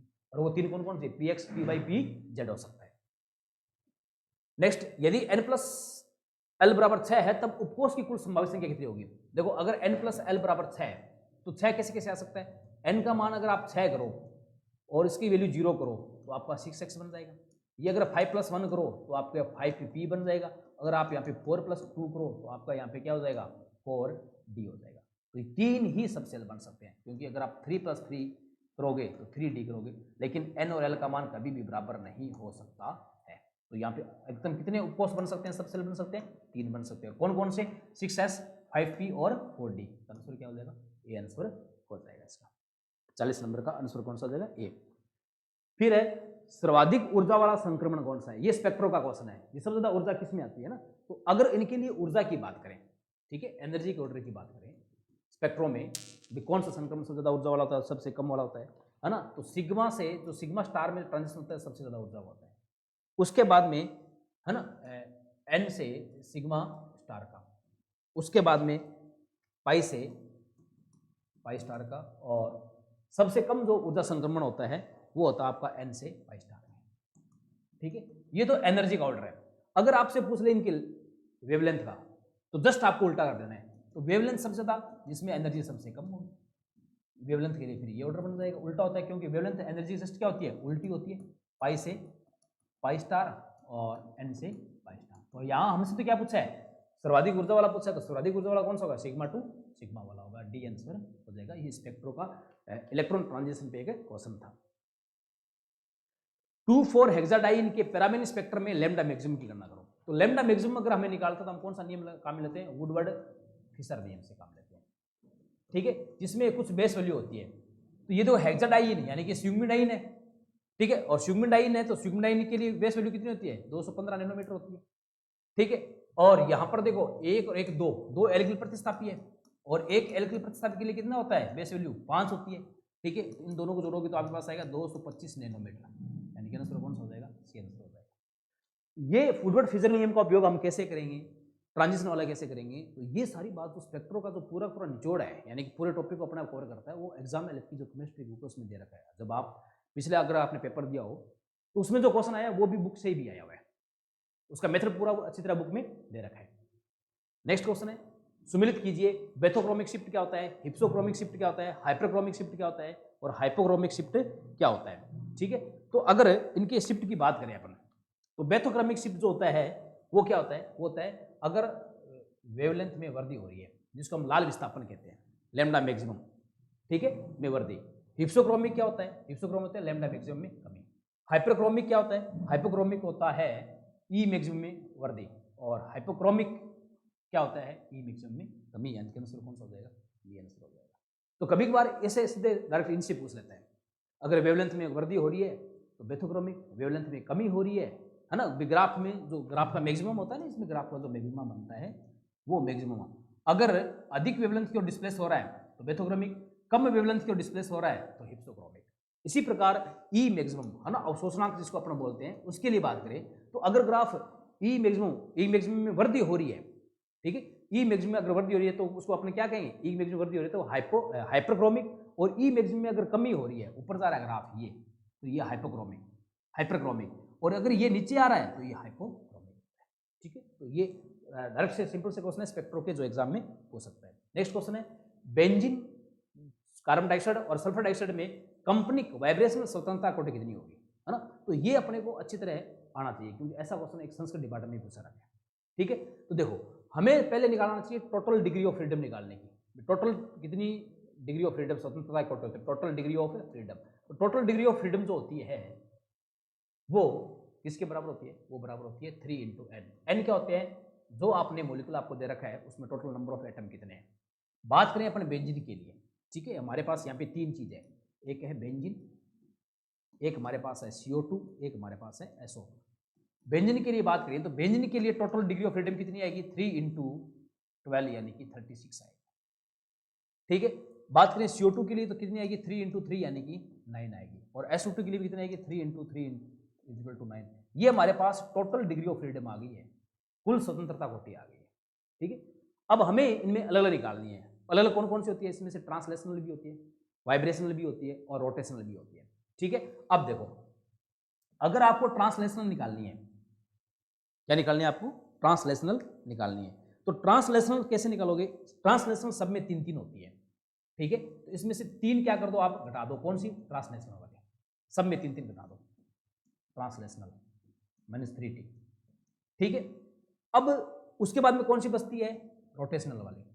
तो रोटेशनल वाली डिपेंड करती है किस पे, मॉलिक्यूल के शेप पे डिपेंड करती है। अगर मॉलिक्यूल लीनियर है, अगर मॉलिक्यूल क्या है, लीनियर है, ठीक है ना, मॉलिक्यूल अगर लीनियर है तो उसकी रोटेशन कितनी होगी, 2 होगी, और अगर नॉन लीनियर है वो कितनी होगी, 3 होगी। तो इसकी रोटेशनल कितनी होगी, 3, तो इसकी भी कितनी होगी, 3, क्योंकि ये असमतलीय है। ठीक है, बाकी जो बची वो सारी क्या आती है, वाइब्रेशनल। तो इसमें से देखो 36 में से 6 गए तो पीछे कितनी बचेगी, 30 बचेगी, 3 ये गई रोटेशनल वाली, 3 ये गई, 30 बच गई। यहाँ देखो 9 में से 3 ट्रांसलेशनल गई, 2 ये गई, 5 के पीछे कितनी बचेगी, 4 बच गई CO2 की। और यहाँ देखो 3 ये गई, 3 ये गई, 6, तो पीछे कितनी बचेगी, 3 बच गई। ये प्रश्न ठीक है। जो संस्कृत डिपार्टमेंट में आया था वो आया था H2S के लिए, और H2S हमें पता है कि असमतलीय होता है, ठीक। तो आंसर कौन सा हो जाएगा, सी हो जाएगा। अब ये जो क्वेश्चन था इसका जो पूरा फॉर्मूला था वो हमने बुक में दे रखा था इस टाइप से।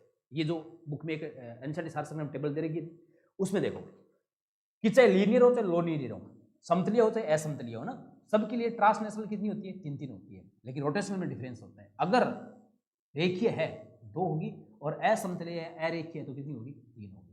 वाइब्रेशनल कैसे निकालोगे, 3n-5 करके निकाल सकते हो। यहाँ पे क्या होगी, 3n-6 होगी लॉन एल की, और टोटल के लिए ये फॉर्मूला सेम होता है, ठीक है। अपना जो क्वेश्चन आया था वो आया था H2S के लिए संस्कृत डिपार्टमेंट में। तो H2S हमें पता है कि इस टाइप से होता है, अरेखीय होता है, ठीक है। तो टोटल डिग्री ऑफ फ्रीडम इसमें कितनी आ जाएगी, 3 × 3 यानी कि 9 आई थी। 9 में से ट्रांसलेशन कितनी कर दो, 3 घटा दो, पीछे कितनी बचेगी, 6। 6 में से हमें रोटेशन घटानी है। अब रोटेशन हम कितनी घटाएं, 3 घटाएं या 2, क्योंकि ये अरेखीय है तो क्या करेंगे, 3 घटाएंगे, तो वाइब्रेशन कितनी बचेगी, 3। तो जिसने ये बुक पढ़ी है एनसीईआरटी सार संग्रह पढ़ गई है, तो शायद उसका क्वेश्चन गलत होगा, ठीक है। और सीधा फॉर्मूले से निकालें तो आप ये निकालो, 3 × 3 - 6, वो भी कितना आएगा, 9 - 6 यानी कि 3 आएगा, ठीक है। तो ये अपना क्वेश्चन था। नेक्स्ट क्वेश्चन है, लेमर्ट नियम का समीकरण क्या है। तो लेमर्ट नियम क्या कहता है कि जो अवशोषणांक होता है वो मोटाई के समानुपाती होती है। जितनी मोटी आपके पास परत होगी, तीव्रता की अवशोषण उतना ही क्या होगा, ज्यादा होगा। तो ये ए समानुपाती एल, यानी कि पाथ के क्या होते हैं, समानुपाती होते हैं, इसका आंसर क्या होगा, बी होगा। और इसका स्टेटमेंट भी आगे बुक में भी दे रखा है और यहाँ भी हमने दे रखा है। तो इस प्रकार आज अपनी एक केमिस्ट्री के जो 45 क्वेश्चन थे उनका अपना सॉल्यूशन लिया। आपने देखा होगा कि जितने भी क्वेश्चन बने हैं, अपना जो टॉपिक था टेस्ट शेड्यूल में, उसके हर पॉइंट को टच करते हुए उस पर संभावित कितने क्वेश्चन कैसे बन सकते हैं उनको हमने यहाँ पे जो है सम्मिलित करने का पूरा प्रयास किया। और टॉपिक पढ़ने के बाद में अगर अपने को ऐसा लगे कि भी मेरे को यहाँ अभी तक कन्फ्यूजन है, तो प्री सीरीज के क्वेश्चन निकालने, तो एग्जाम हेल्प की बुक केमिस्ट्री गई, अगर आप वो सोल्व कर लेते हो, उसका एनसीईआरटी सार संग्रह पढ़ लेते हो, तो आपको एनसीईआरटी का पूरा निचोड़ आपके हाथ में होगा, आपके दिमाग में होगा, और आप में दिमाग में किसी प्रकार का कन्फ्यूजन नहीं रहेगा। अब अगर अपन बात करें अपने अगले टेस्ट की, तो अगले टेस्ट में हमारे टॉपिक क्या क्या है। तो जो नेक्स्ट टेस्ट है सेकंड है, उसमें हमारा जो टॉपिक है टेस्ट नंबर 2 जो हमारा होगा 26 जनवरी 2025 को, उसमें जो हमारे टॉपिक हैं वो है केमिस्ट्री में केमिकल बॉन्डिंग और मॉलिक्यूलर स्ट्रक्चर। अब ध्यान से देना, केमिकल बॉन्डिंग में सेकंड ग्रेड के अंदर जितना सिलेबस दे रखा है, सिलेबस आपके पास सेकंड ग्रेड का होना चाहिए, वो सारे टॉपिक आपको तैयार करने हैं, जो कि 11th और 12th बेस का है। मॉलिक्यूलर स्ट्रक्चर का जो ग्रेजुएशन का पार्ट है, उसमें आपको वीबीटी दे रखी है, वैलेंस बॉन्ड थ्योरी पढ़नी है, केमिकल बॉन्डिंग में आप पढ़ोगे, वीएसपीआर पढ़ोगे आप, एमओटी मॉलिक्यूलर ऑर्बिटल थ्योरी आप केमिकल बॉन्डिंग पढ़ोगे, एक सीएफटी भी दे रखी है, जो कि अगर सिलेबस में देखें तो कोऑर्डिनेशन के साथ होनी चाहिए, क्रिस्टल फील्ड थ्योरी। तो वो क्रिस्टल फील्ड थ्योरी आपको यहीं तैयार करके आनी है, कोऑर्डिनेशन से सीएफटी, जिसको कहते हैं क्रिस्टल फील्ड थ्योरी, जो आपके मॉलिक्यूलर स्ट्रक्चर में दे रखी है, वो आपको इसी टेस्ट नंबर 2 में पढ़ के आनी है, सिर्फ सीएफटी। अब सीएफटी में आप क्या क्या पढ़ोगे, एक तो आपको जो है लिगेंड की सीरीज दे रखी है, कौन सा लिगेंड स्ट्रॉन्ग है, कौन सा वीक है, कौन सा जो है मीडियम साइज का है, एक तो वो आपको सीरीज पढ़नी है जिसको इलेक्ट्रोकेमिकल सीरीज बोलते हैं, लिगेंड की, लिगेंड सामर्थ्य श्रेणी बोलते हैं, ठीक है। इसके बाद में एक जो है आपको जो टेट्रागोनल डिप्लेशन है, चतुष्फलकीय है विपाटन है, ये पढ़ना है। एक आपको मेन जो पढ़ना है वो है अष्टफलकीय विपाटन पढ़ना है, ठीक है। ऑक्टाहेड्रल डिप्लेशन जो है स्प्लिटेशन पढ़ना है, वो अष्टफलकीय विपाटन, ये चीज आपको सीएफटी में पढ़नी है, ठीक है ना। अब यहाँ से क्वेश्चन कैसे बन सकते हैं, तो सीएफटी के जो क्वेश्चन है वो कोऑर्डिनेशन की जो चैप्टर है बुक में, केमिस्ट्री बुक में जो दे रखे हैं उसके साथ दे रखे है ना। जैसे उसमें पूछ सकता है कि D8 इलेक्ट्रॉनिक विन्यास है, तो उसके लो स्पिन के लिए, लो स्पिन आपको पता है ना, 2 स्पिन होते हैं, एक लो स्पिन होता है, एक हाई स्पिन होता है, उच्च चक्रण होता है, एक निम्न प्रचक्रण होता है। तो लो स्पिन के लिए इसकी सीएफसी कितनी होगी, इन दोनों के लिए अपने पढ़ना क्या है, CFC, crystal field sublimation energy या क्रिस्टल क्षेत्र विपाटन ऊर्जा अपने को पढ़नी है, जिसको निकालने का फॉर्मूला होता है ना 0.0 T2G फिर 0.6 EG वाला है, ऐसा करके फॉर्मूला होता है ना, उससे अपने को निकालने का ये पता होना चाहिए। तो इसके सारे सूत्र जो है न्यूमेरिकल, संभावित न्यूमेरिकल है, वो अपने बुक में बकायदा दे रखे, आप वहाँ से इसकी प्रैक्टिस करें, अगले टेस्ट में और अच्छा करें। इसी के साथ आज का अपना सेशन पूरा करते हैं। थैंक यू, जय हिंद, जय भारत।